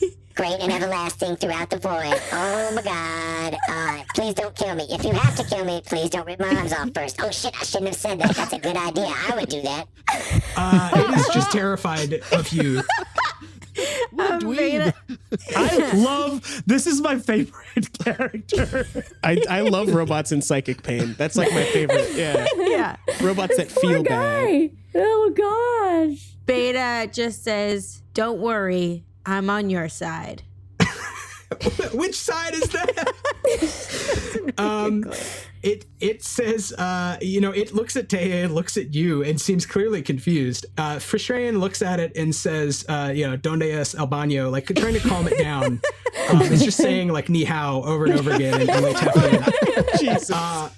And so there's sort of three of you interacting with Hanbi. Hanbi occupies, it's like a little awkward because you have to go around him to get to the cabinets. But Teye also doesn't want you to go into the cabinets full of jewels, but just sort of shows you there's a bunch of lock boxes. It's hard to get in this room. And if you get in, there's a robot with guns just like waiting here. That's her security that you wanted to see, Oat. I mean, demiurge, Postelthwaite. Yeah, thank you. Oat looks at Alpha and says, brainwaves to Beta, are you talking to the gun robot? And Beta says, I haven't spoken out loud and conversed with someone in late Tefnian since, it's really hard for me to remember. This is so exciting. Well, can you get him to be on our side or something? I'll try.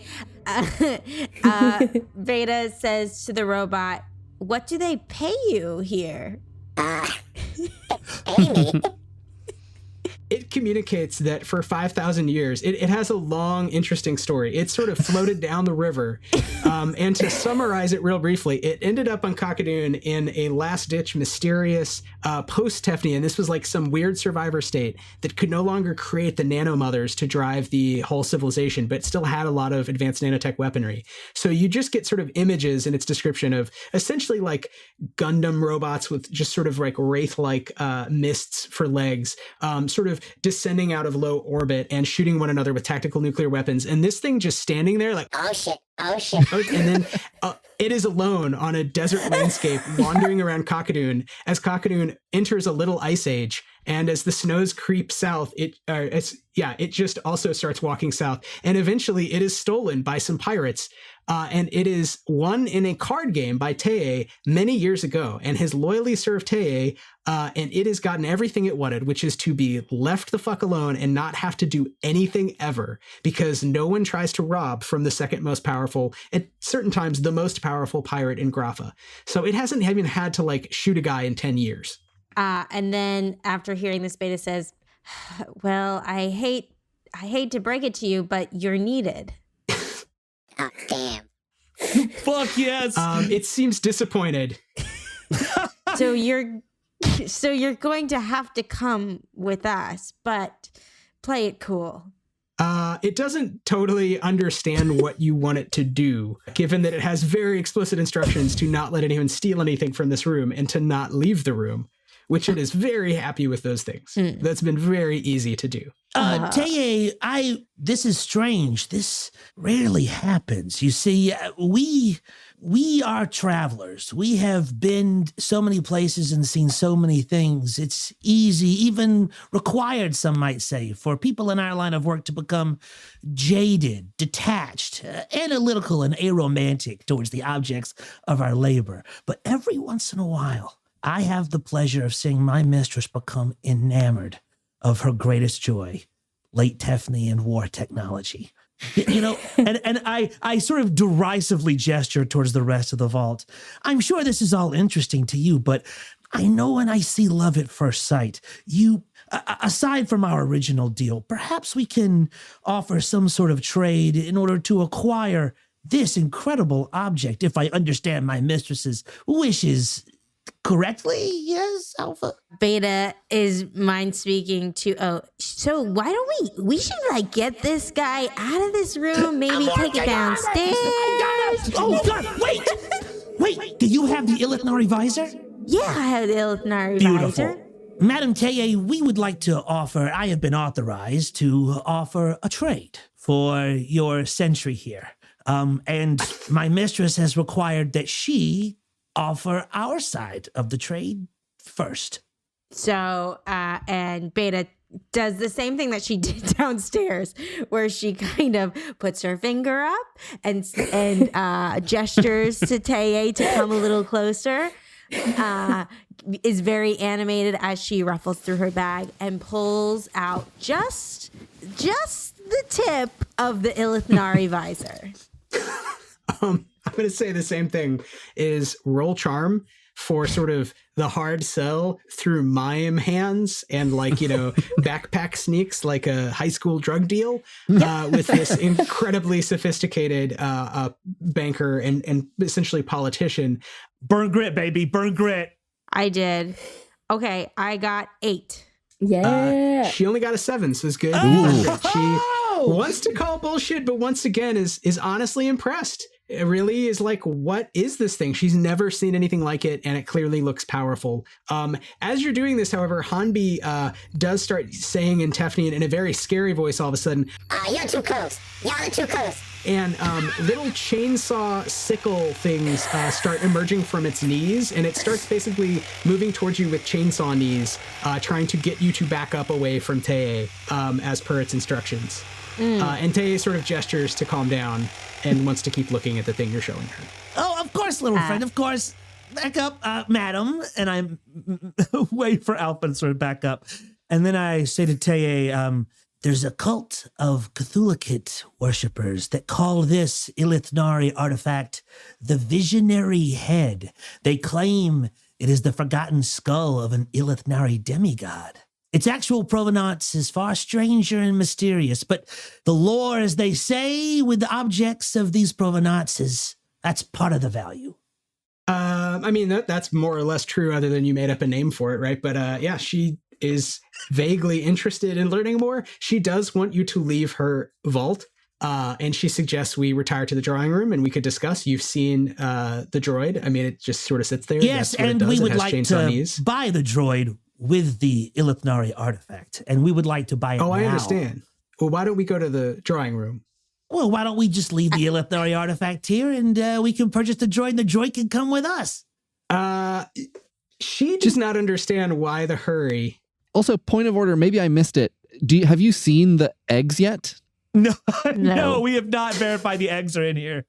We have not verified. We have not gotten eyes on the eggs. But the little war robot is the thing that is keeping you from exiting the cellar. Yeah. Yeah, but we maybe have a solution to that on our end. So don't push it too hard if it get, you know what I mean? Like play it through, but like, you know, if it doesn't work out, like there are things that we can try to do. As they're talking, Beta is talking to the little war robot and said, "On my signal, you'll have to come with me. You're wanted." Oh, this is terrible. This is just like the wars again. I don't understand. I have very advanced programming. I have copies of whole sections of the Ultranet, but I do not understand how to serve two masters at once. That goes directly against my entire sort of war fighting manual, which specifically says you can't have mutually opposite objectives. You can't get them both done. It doesn't make any sense. I can't both stay here and leave here. Who is your first king you served? It runs through, it basically starts executing a program of listing people from 5,000 years ago, and they have really long titles, and it's just like reading out a list of like who showed up at the Oscars. It's just like reading out a list of celebrities from 5,000 years ago. Yeah. And it's going to take a long time to get through like all of its consecutive like owners over the years.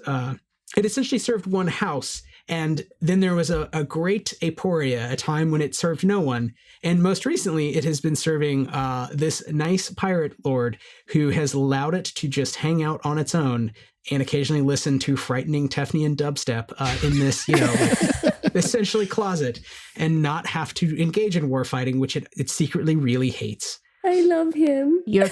Your first king calls for you. I'll be seeing you soon. It just restarts it's like that.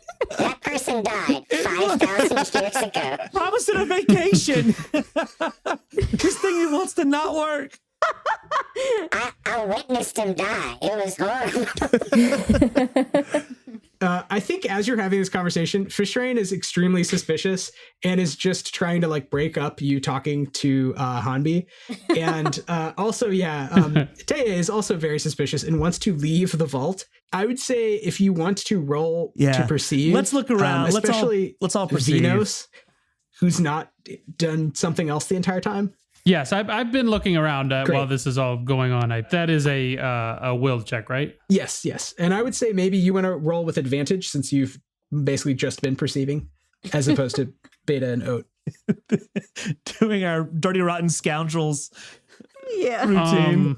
I got 2 7, so 7. Oh, great. Vynos, you see that one of the cabinets, it has a wooden front, but has clearly got like a mechanical thing behind it. And it doesn't seem terribly complex.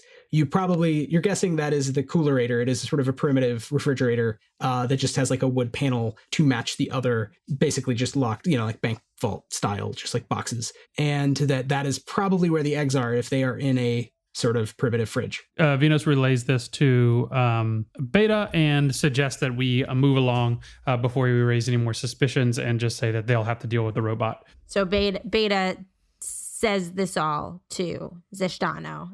As Oat and Beta, or Possible Weight and Alpha are both not like leaving, she sort of snaps and she stands and really puts on the airs of like a powerful politician and explains that you're a guest in her house and that she has very important things to do, and she's not sure she's going to sell her house because she's not sure you have a starship, quite frankly.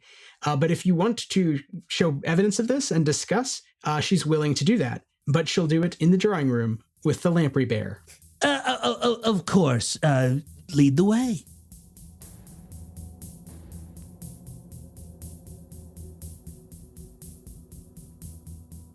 So Zeshdano has just given a boost via Bark to Remy and has asked him whether or not his nanites can turn off whatever that thing is. And I think now we know that it is a small, nervous Tefnian war machine of some kind.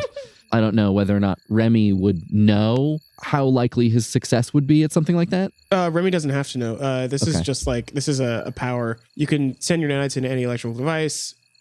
Can be a standard Tefnian comp, domination radio, or sapient brain, etc., to induce any specific effect possible. So the answer is yes. It's just like if the roll is to kill the thing, then it like gains an additional will check. But basically, it's like a straight up roll. Like, got it. What do we want it to do? Is turning it off killing it? Does that count as killing, or is like? Well, if they don't know how to turn it back on, then yes. Yeah.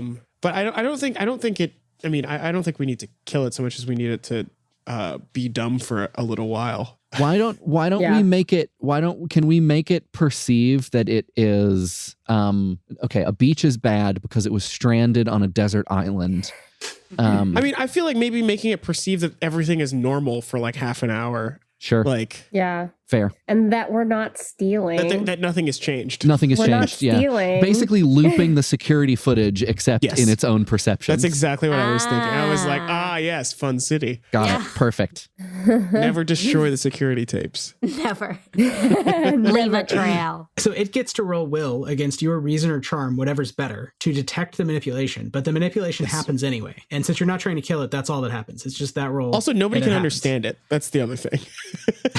Except you guys, yeah. So even if it's crying out for, help, if it's not shooting. Anyway, so you used Bark, which means I have 5. It's 5. Is it 5 grit or 5 to my roll? It adds 5 to your roll. Okay. Hell yeah. All right. Okay, so I'm going to burn 8 grit. That's a 9. It rolled a natural 1 and it has a very high die. But yeah, I was gonna say like 9's not gonna cut it. Heck yeah. What? Okay. Yeah. Very nice. So yeah, so do you just make the butt cam not work essentially? I think what's gonna happen is Remy's going to take a deep breath and just go and send a bunch of his, I guess it looks like a bloody sort of mist toward the light.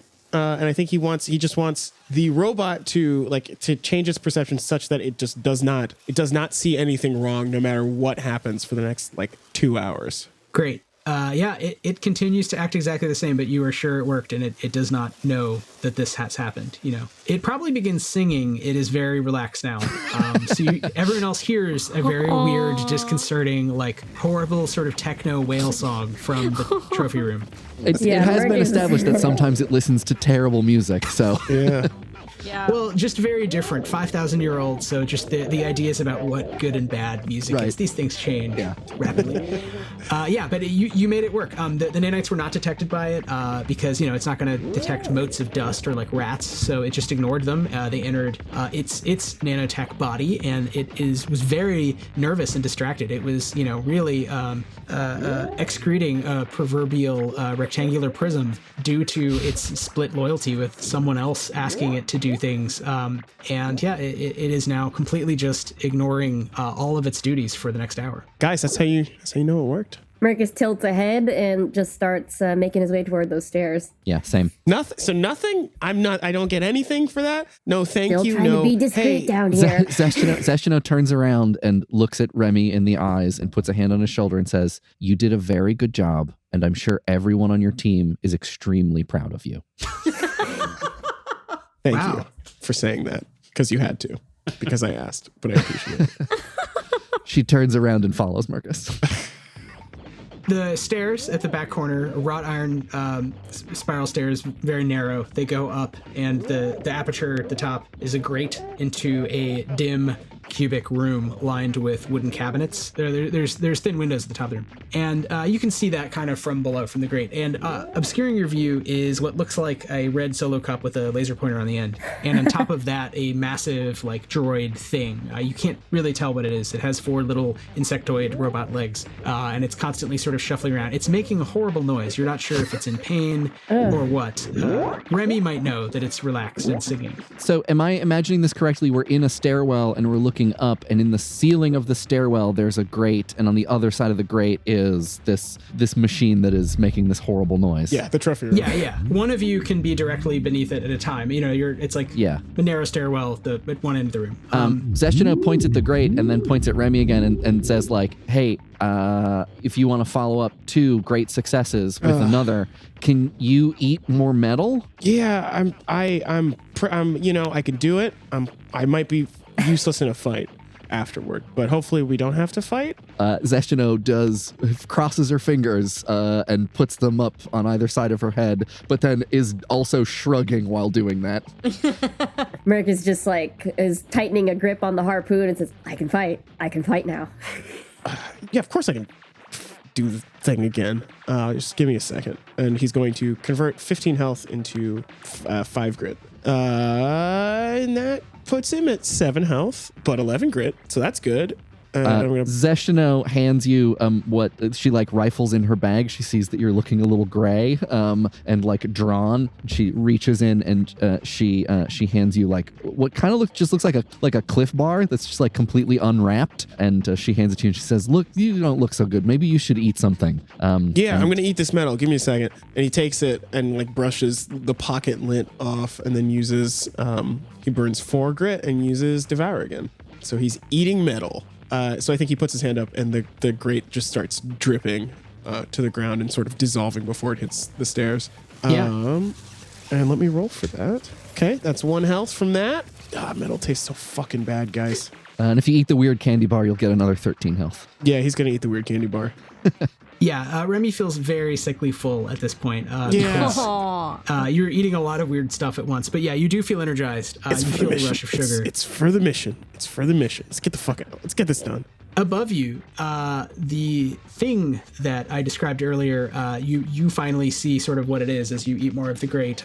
It notices you, but it just continues singing what is sort of like the worst heavy metal version of Welcome to Margaritaville from 5,000 years ago. It does not know you're there. It is just singing to itself. You can kind of scuttle between it and the floor. It's a little tight, but you can sort of army crawl out of the hole. Remy Commando crawls out. Zeshdano looks up and looks at the the space and the arrangement of things, and looks at Merkis and says, "I think you might be the one who is best suited for crawling around in there." She's going to use bark again, and she's going to give you +5 to your next roll. Oh, that's amazing. Thank you. Yeah, I'm just really cruising through grit here. Yeah, Merkis nods and slithers up, still holding a case thing of fake eggs. Yeah, what do we see? What do we see in this room? The late Tefnian miniature war machine is just squatting over the hole that you're emerging from, so you kind of have to gingerly move around it. And it occupies a bunch of the room, but you can sort of dance around it where it's not touching you. And against the walls are cabinets, low wooden cabinets, dark wooden cabinets. Most of them, or all of them locked, and most of them not glass fronted. A couple are, and you see in the glass beautiful jewels. And you see one of the cabinets in the corner clearly has some sort of compressor technology sort of behind it. It's not like the others. And you're guessing that might be a fridge. Yeah, Merkis is scanning the room for technology or the sound of whirring and is drawn to that cabinet. And so he gets to work looking at the front, seeing if there's any way to open it, unlatch it, It is not locked. It is a mini fridge that is not locked with a very old school compressor. And you can barely feel your senses and barely hear yourself because the electrical sense that you get off of the late Tefnian war machine is incredibly strong. It's just like having, the sun right next to you and you're trying to look at something else. And also it's really loud and annoying. But yeah, you've identified the fridge and you can just open it. Okay, Merkis opens it and looks at the contents. Please roll a d4. Got a 2. You got +5. 7. Oh. What? No, wait. But what is it, though? Right, okay. There are 7 bottles of wine being chilled, and also the 8 eggs behind them crammed in. It is very, very packed. It's very funny. My God. The wine is very expensive. You can tell looking at the label. These are like 100 guilder each. Whoa. Just to be clear, yeah, Bark does say next roll. So, Oh, God. Thanks for that. so Bark did make it so that, yes, I guess there are more bottles of wine. Okay. Merkis gets to work putting the Mike. bottles of wine delicately on the floor so he can get to the eggs. Merkis, what's going on? The eggs are behind all these bottles of wine. While Merkis is working away at the fridge, Zeshdano thinks to Beta, "We're in the storage room. We're getting the eggs right now. We went in through the grate in the floor and we turned off that little guy that's in there." Beta doesn't respond. Okay, great. Marcus, you get the bottles. You very carefully put these 7 bottles of Cathedonian orange wine on the floor without making a lot of noise. And Remy grabs 2 and puts them in his bag. they are wine bottles, and they're chilled, and they look really expensive, really delish. Behind them are 8 leathern gray eggs that are clearly the eggs Grand Shandy was talking about. Okay, Merkis starts to remove the eggs and trade them for the fake eggs that he has. This is something Merkis does not have to roll for. You know which ones are real, which ones are fake. You're all about those eggs. You make the swap. He's like whispering to them, I'm going to take you home. I'm going to take you home, reunite you with your family. He's very invested in this, and then starts to put the bottles back into the fridge. Did you put the fake eggs in? Did you get the fake eggs thing? Yes. Okay, all right. Don't rush me. Don't. All right. Rush me. I'm gonna start moving out. I'm gonna go meet up with Zesh. I'm gonna start moving back. Let's get out of here as soon as we can. I'm on my way. And he's trying to be as steely as possible, putting the wine bottles back quietly. Merkis, you're doing a great job. You hear 2 Fex guards shouting and greebling about how annoying Hanbi is and how they just need him to shut up and what is gotten into him today. Why did there have to be a visitor who could speak to him? What did she say to him? Man, their music is terrible. Why can't they play the sounds of dragonflies like normal forest creatures? And they are definitely going to eventually get to the point where they want to enter the room to argue with Hanbi to shut up and stop singing. Yeah, Remy's going back down through the grate. He's leaving. Marcus, you're last out, right? And you have to slip below the war machine and get down the grate. And then also the grate is just gone, so you can't replace the grate. He shuts the fridge and is walking with the eggs, the bag of eggs in front of him so he can hand it down. The handoff goes well. Do you want to make a move check to very, very quickly just get out of there? Yeah. Okay. I would say make a move check before anyone can hear anything or open the door. I would argue that they wouldn't be able to hear a thing because the fucking thing is singing and it's very loud and annoying. I mean, there's not supposed to be anything from that room other than Hanbi sound-wise, so they might hear like scuffling. That's a fair point there. Zeshdano uses Bark again and says to Merkis, "Get out of there! It's time to go! And you get a 5 bonus. Wow, you're just, Right now? Right. Oh, I got a 6. Okay. because I got a 1. Oh, you got a 1. Oh, good. But you boosted it anyway? Yeah, but it's a 1 is an automatic It's a 1. failure. Yeah. You are somewhat stuck when Hanmi, in shifting, basically sits on you, and you don't take damage, but you're basically crushed beneath I'm pinned, yeah. this war machine. As the door opens and 2 Fex guards are yelling, and I'm going to just roll to see if they notice you. Yeah, Merkis just freezes. Zeshdano, Who has the bag? Who has the bag? Who has the bag? Zeshdano has the bag. Is Merkis's hand like within reach of the open? Like, can I think his hand? bottom half Can I is down hand there. Merkis something? Yeah, I think one hand is free. Yeah, let's Yeah, see. Zeshdano has the bag. Zeshdano also hands Merkis the pill, Oh, good God. just in case. knows what it is. starts to step back quietly down the stairs. What happens is the guards are yelling and then instantly stop, and one of them says, hey, dude, there's a little person underneath Hanbi. That's why Hanbi's screaming. And the other says, nah, stop messing around. There is a little person under Hanbi. That's why Hanbi's screaming. Zeshdano thinks it beta. Code red. They see Merkis. Merkis takes a pill. What are the rules of the pill again? Oh no. She's going until she hits water. Oh no, I hope there's water. That's fine. Before initiative can be rolled, it metabolizes very quickly on your tongue. It just sort of melts away. Enough of it melts away, and you feel yourself becoming lighter because somehow your motion of your molecules becomes Brownian without, including like the stuff that shouldn't be, like your skeleton, without killing you. And you and all your stuff, you just drop through the floor, through the stairs. You drop through, actually, Zeshdano and Remy, which is maybe the worst part. And they hear just the tea kettle. And you drop through the concrete of the basement, the cellar floor, and just drop into Grapha. You're at least at the top, but you're almost certainly just going to drop until you hit a lake in a limestone cave somewhere down in there. And Merkis is just gone, leaving a sort of Merkis-shaped hole as he drops. The guards are amazed. They're just like, where'd that little person go? And Hanbi is still screaming happily, welcome to Tefni. What do the rest of you do at this point? I mean, Remy's booking it the other direction. Like, Same. Zeshdano is like, well, we'll solve that problem later, and tries to go back exactly the way they came. As they're leaving, looks at Remy and says, until we know we need them, no explosions on the way out, right? Yeah, no, of course. This is the stealth part of the mission. Perfect. Beta transmits via Etherspeak to both Vynos and Oath that there's a code red. We should probably get out of here.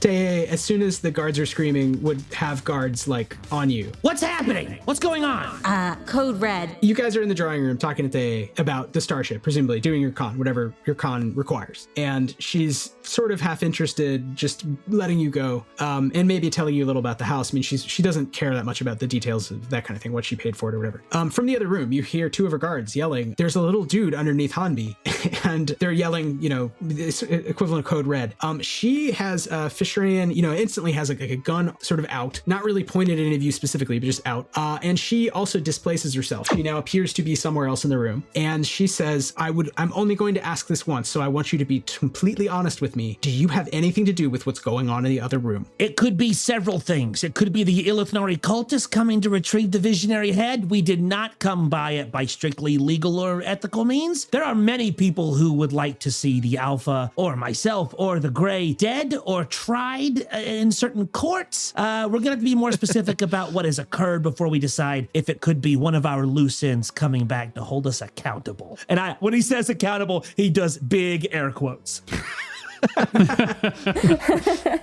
I suggest then that we have this discussion at another time. It's a very busy time here at Sleepmonger House, and you seem to have perhaps unintentionally made it busier. So let me attend to my screaming war machine guarding my treasures. And if you'll be on your way, we can resume this conversation at a later time. A back door, some secure way to exit? I have Fisherian see you either out the front or the back as you like. The back leads to the beach. There's not much to do on the beach. It's a beach. The front then. Let's do that. And the Fex sort of is very warily like wanting all 3 of you to go ahead of him, like out of the house.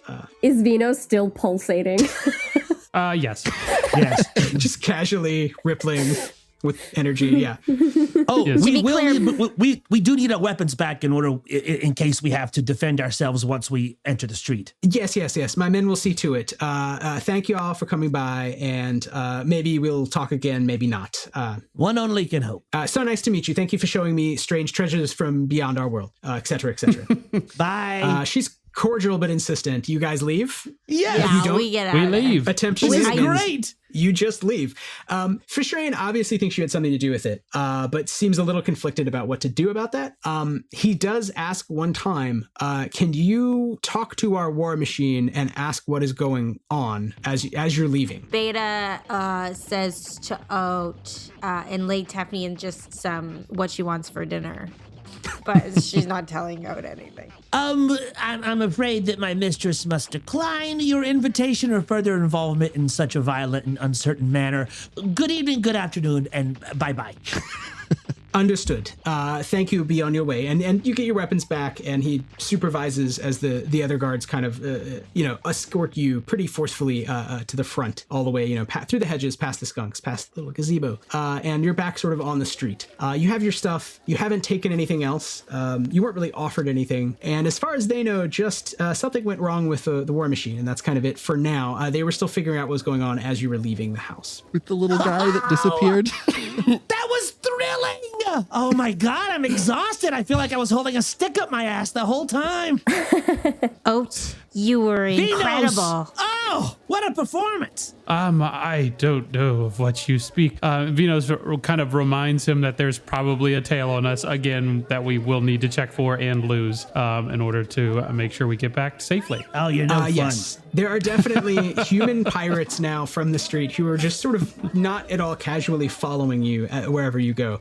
Also, Wet Team, there are now 3 Fecks coming after you as fast as they can. Can they get around the big boy? Yeah, I mean, maybe they would have to roll movement. They would eventually be able to sort that out. I guess, how far do you think we are from this situation? I mean, Merkis is real far, real fast. No, I mean, me and Zesh. Yeah. You and Zesh are like a beat ahead of them, I think. I mean, you had a lead physically. I think what Remy is going to do is he's going to pull out his endothermic grenade maker and finally use it to try and cave in the passage behind them. That works. I'll burn 6 grit, and I have to pass 7 reason check. You pull it out, and Zeshdano says, I've seen one of these before. I think I used one of these in the field a little while ago.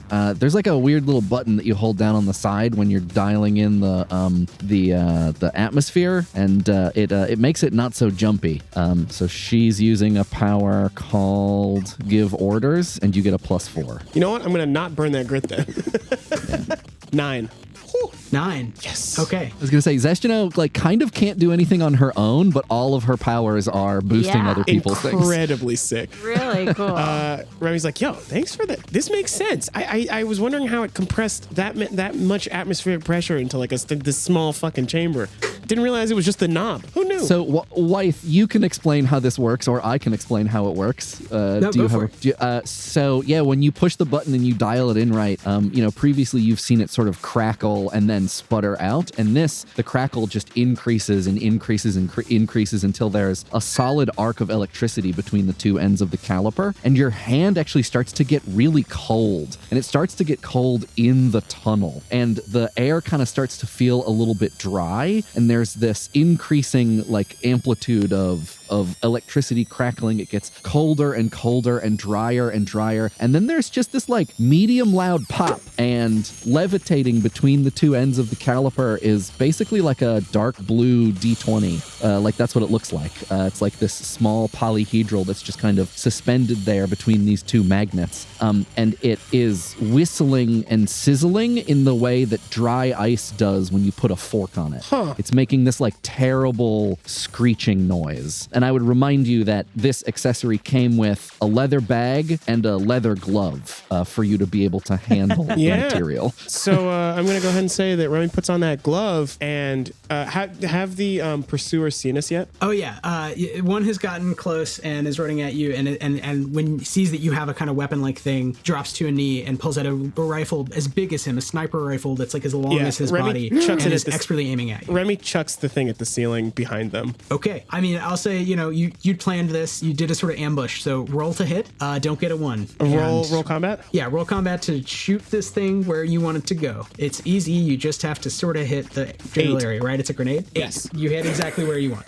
Yeah, I think it's directly in front of the sniper, above, like just the ceiling right there. He's like, oh man, that looks bad. What happens? What damage does this do? He's not trying to damage anybody though. I mean, but I guess structurally. This is like a weird reverse explosion that then like creates an explosion. So it's kind of like a double explosion. Oh, so it's like a vacuum and then a rush of air outward. Bruh. Yeah, that is very cold. So it's basically like a frozen explosion. Froze-plosion. Froze-plosion is the technical term. Frospo. And it does it's 2d12 damage. Okay. Should I roll that? I mean, I'm just. Yeah, sure. I'm aiming at the ceiling, so it's like it doesn't really matter. I'm not trying to hit anybody. Yeah, I mean, maybe they take half damage, but yeah, you do what you want if you're trying to sort of cause a structural problem and create some blockage. Yeah, because I think the other thing is like I'm hoping it caves in the street above, so it's like harder to follow. Well, I think you guys are just like entering the tunnel, like they're just entering the tunnel, so it's still basically underneath the house. But yeah, you do cave in a bunch. That does 19 damage to whatever's around it. Damn. Yeah, I mean, I think you would have killed that guy, but if you're really trying to blow up the ceiling and knock that guy, trying to make them not follow us through the passage because of the rocks. You have caused big chunks of concrete and probably some dirt and some wood and just stuff from above. Maybe there's even some sand filtering in.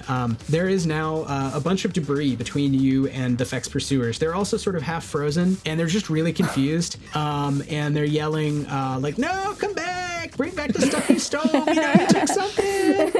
Remy yells back, "It was only some wine." Oh damn, that's good wine. They're really hurt, and there's no way they're gonna catch up to you if you just run at this point. We should. Can we go further into the sewers? Yeah, that was gonna be my question. Do you just pop up onto the street? Because they know where we're going. Oh, good point. Okay.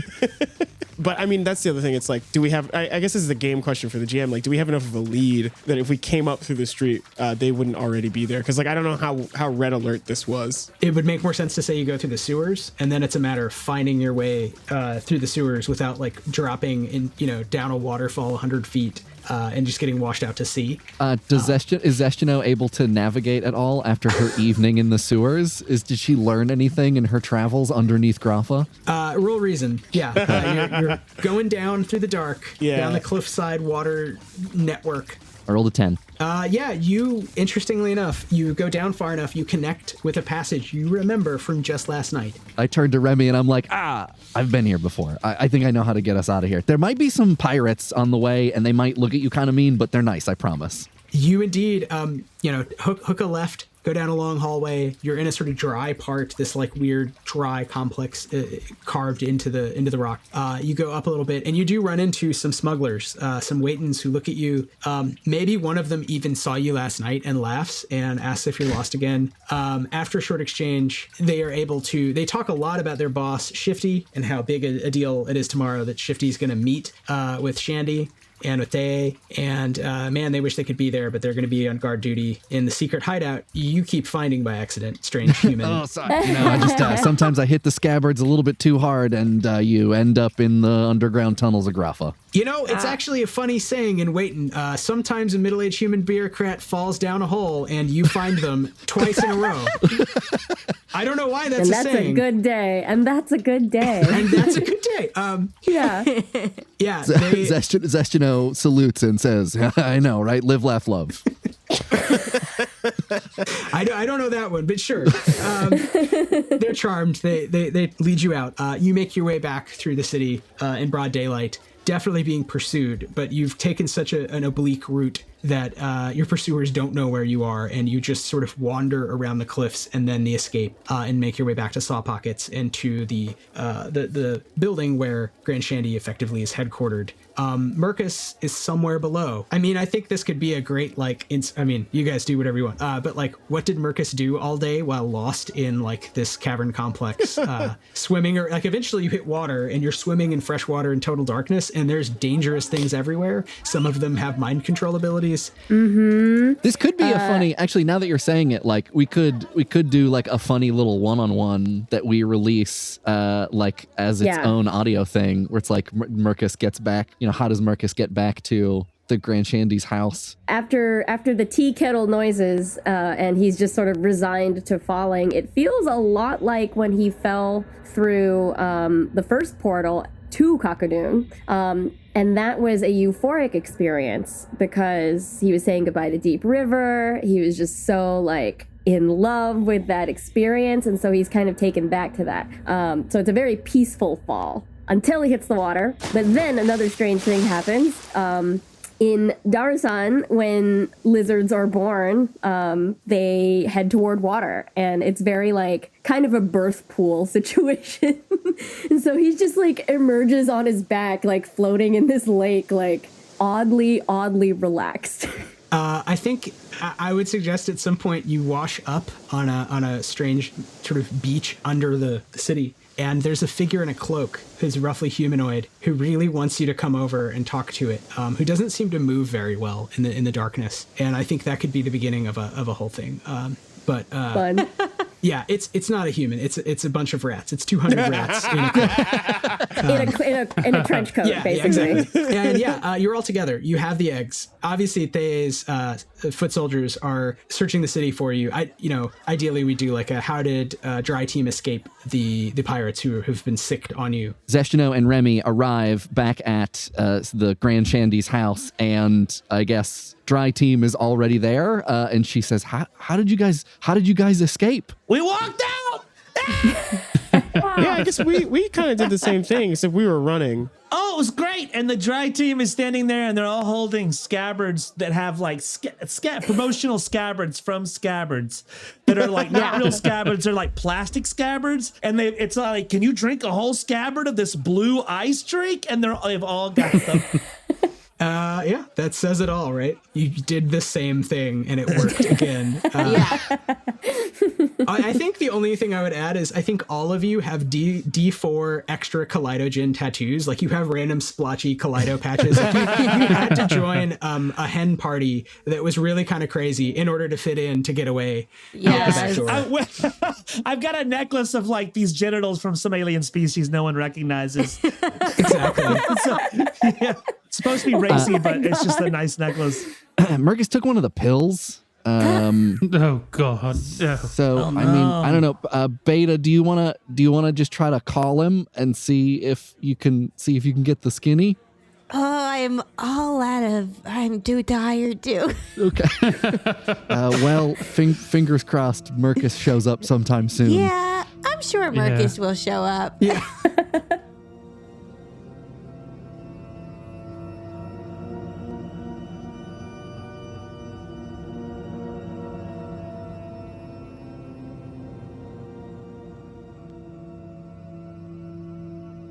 6 hours later, you hear sloshing footsteps coming up the stairs, and Merkis is drowning in a very ratty cloak. He has scratch marks all over his cheeks and down his neck, and he has like, his eyes are already huge, but now they have bags under them. And he's like, I'm here.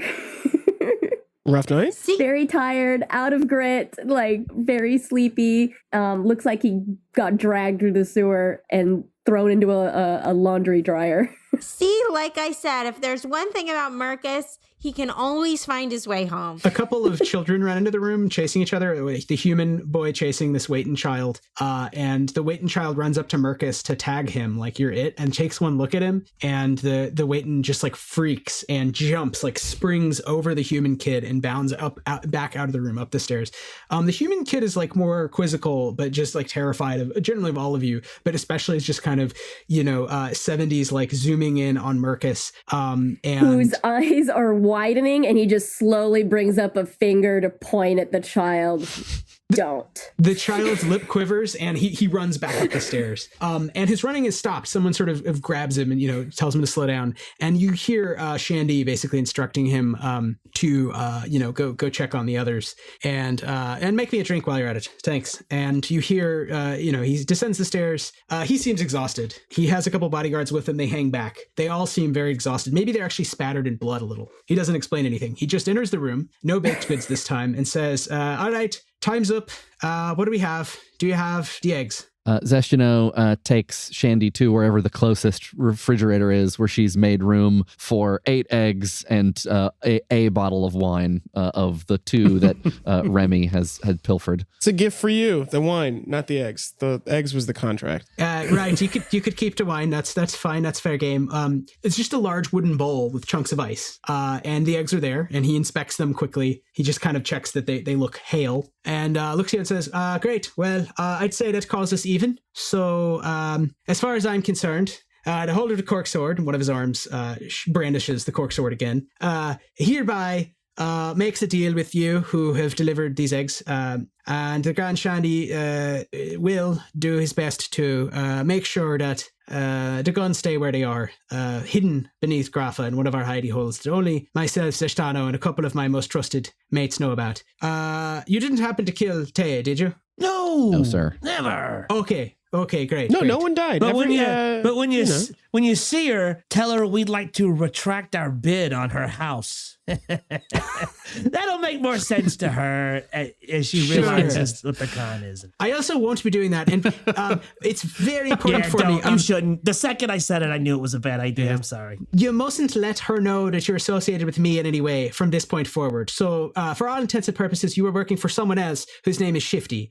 So if you're stopped in the street, if Taya does catch up with you, if you have that argument about real estate, it all comes down to someone else, another waiting. I know it can be confusing, but not the Grand Shandy. Is that clear? Is everyone clear on this very important bit? Sure. Crystal. Very clear. He has one of the guards comes and he gestures at the eggs sort of dismissively and says, all right, take him somewhere safe, take him somewhere secret. Well done all. Would you like a celebratory drink or something? Yeah, Yes. I just got this nice wine. If you'd like Merkis crosses his arms and says, "No, He sort of I don't notices want any more of these kaleidoscopic patches."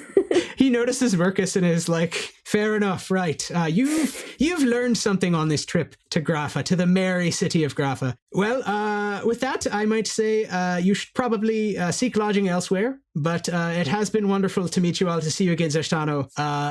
Pleasure doing business with anyone who can advance the cause. Zeshdano reaches out a hand for, like a pirate handshake of some kind, and says, I appreciate you keeping your word, and I will send some communication to figure out if we need to change the price of the rental, as it were, but yes, well, we'll talk vulgar matters of coin at a later date, but sure, you'll get a bill, essentially. All right, you know where the door is, my friends. Best of luck to you. And with that, you have turned in a job, and when you turn in jobs, you get levels. So you guys are now level 3 characters, and at the start of the next episode, we'll talk about what you do when you level. This also concludes the featuring of Mr. Wythe Marshall. Wythe, thank you so much for running these games. No worries. I'm glad. I was surprised you did not choose to fight any of the Fex, or try to mind control Hanbi, who's very sad. Could we have mind controlled Hanbi? I mean, you can try whatever you want. He has very high will, but sure. You also, do you know whose eggs those were? Oh, interesting. Oh, I didn't even think about that. Those were Shifty Brink Salter's eggs. Not. Shandy is a genderless drone and does not have eggs. But those are great because now he has a hold on the other third of the pirates. So he can actually enforce. That's so funny. So do what you want with that, Mike and Taylor. But That's so funny. Ooh, okay. That's cool. That's great. Pranks on you all around. Pirates lie. That's rule number 1 of being a pirate. We've been pranked.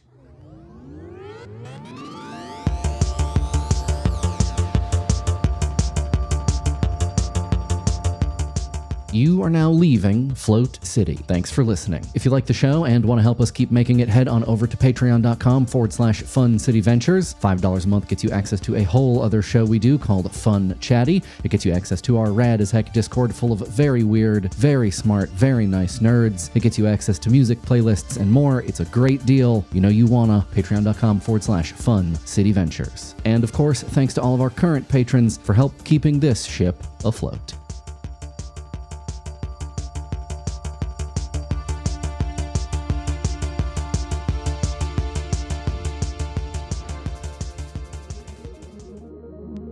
Hi, I'm Bijan Steven, and I play Remy Tester on Float City. You can find me online on Twitter at Bijan Steven, BIJANSTEPHEN, on Twitch at the same name, and on Instagram at Bijan Cakes, BIJAN Cakes. I'm Jen De La Vega. I play Merkis and Meldar. You can find me on Twitter and Instagram at Randwiches. That's the word sandwiches, but replace the S with an R. This is Shannon Odell. I play Beta Combat. You can find me on social at Showdell. Hello, this is Nick Gercio, and I play Lux on Fun City and Vynos on Float City. You can find me at Nicholas Gercio on Twitter and in Gercio on Instagram. You spell Gercio Guercio. I'm Taylor Moore, and I play all the cool, interesting characters. You can follow me at taylor.biz. My name is Mike Rugnetta. I am your GM, and you can find me on Twitter and Instagram at Mike Rugnetta. You can find the show on Twitter and Instagram at Fun City Ventures. Float City is played in a soon-to-be-released system called Still Fleet, which you can find on Twitter, Instagram, and Patreon at Still Fleet. This episode of Float City was recorded at various locations around Brooklyn, New York. It was produced, edited, and sound designed by me, Mike Rugnetta.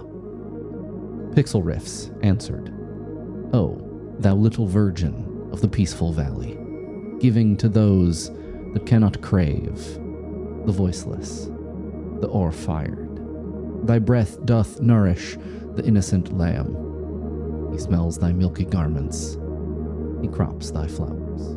Fun City's music is by Sam Tyndall. Hanbi's favorite song is by Will Savino. Remy's flute playing is by Jake Fridkiss. Our Fun City art is by Tess Stone, and our Float City art is by Ethan Gould. Our Discord mods are Olivia Goulin, Kelly McHugh, Kit Pulliam, and Kestrel, and the voice of Artemis is Molly Templeton.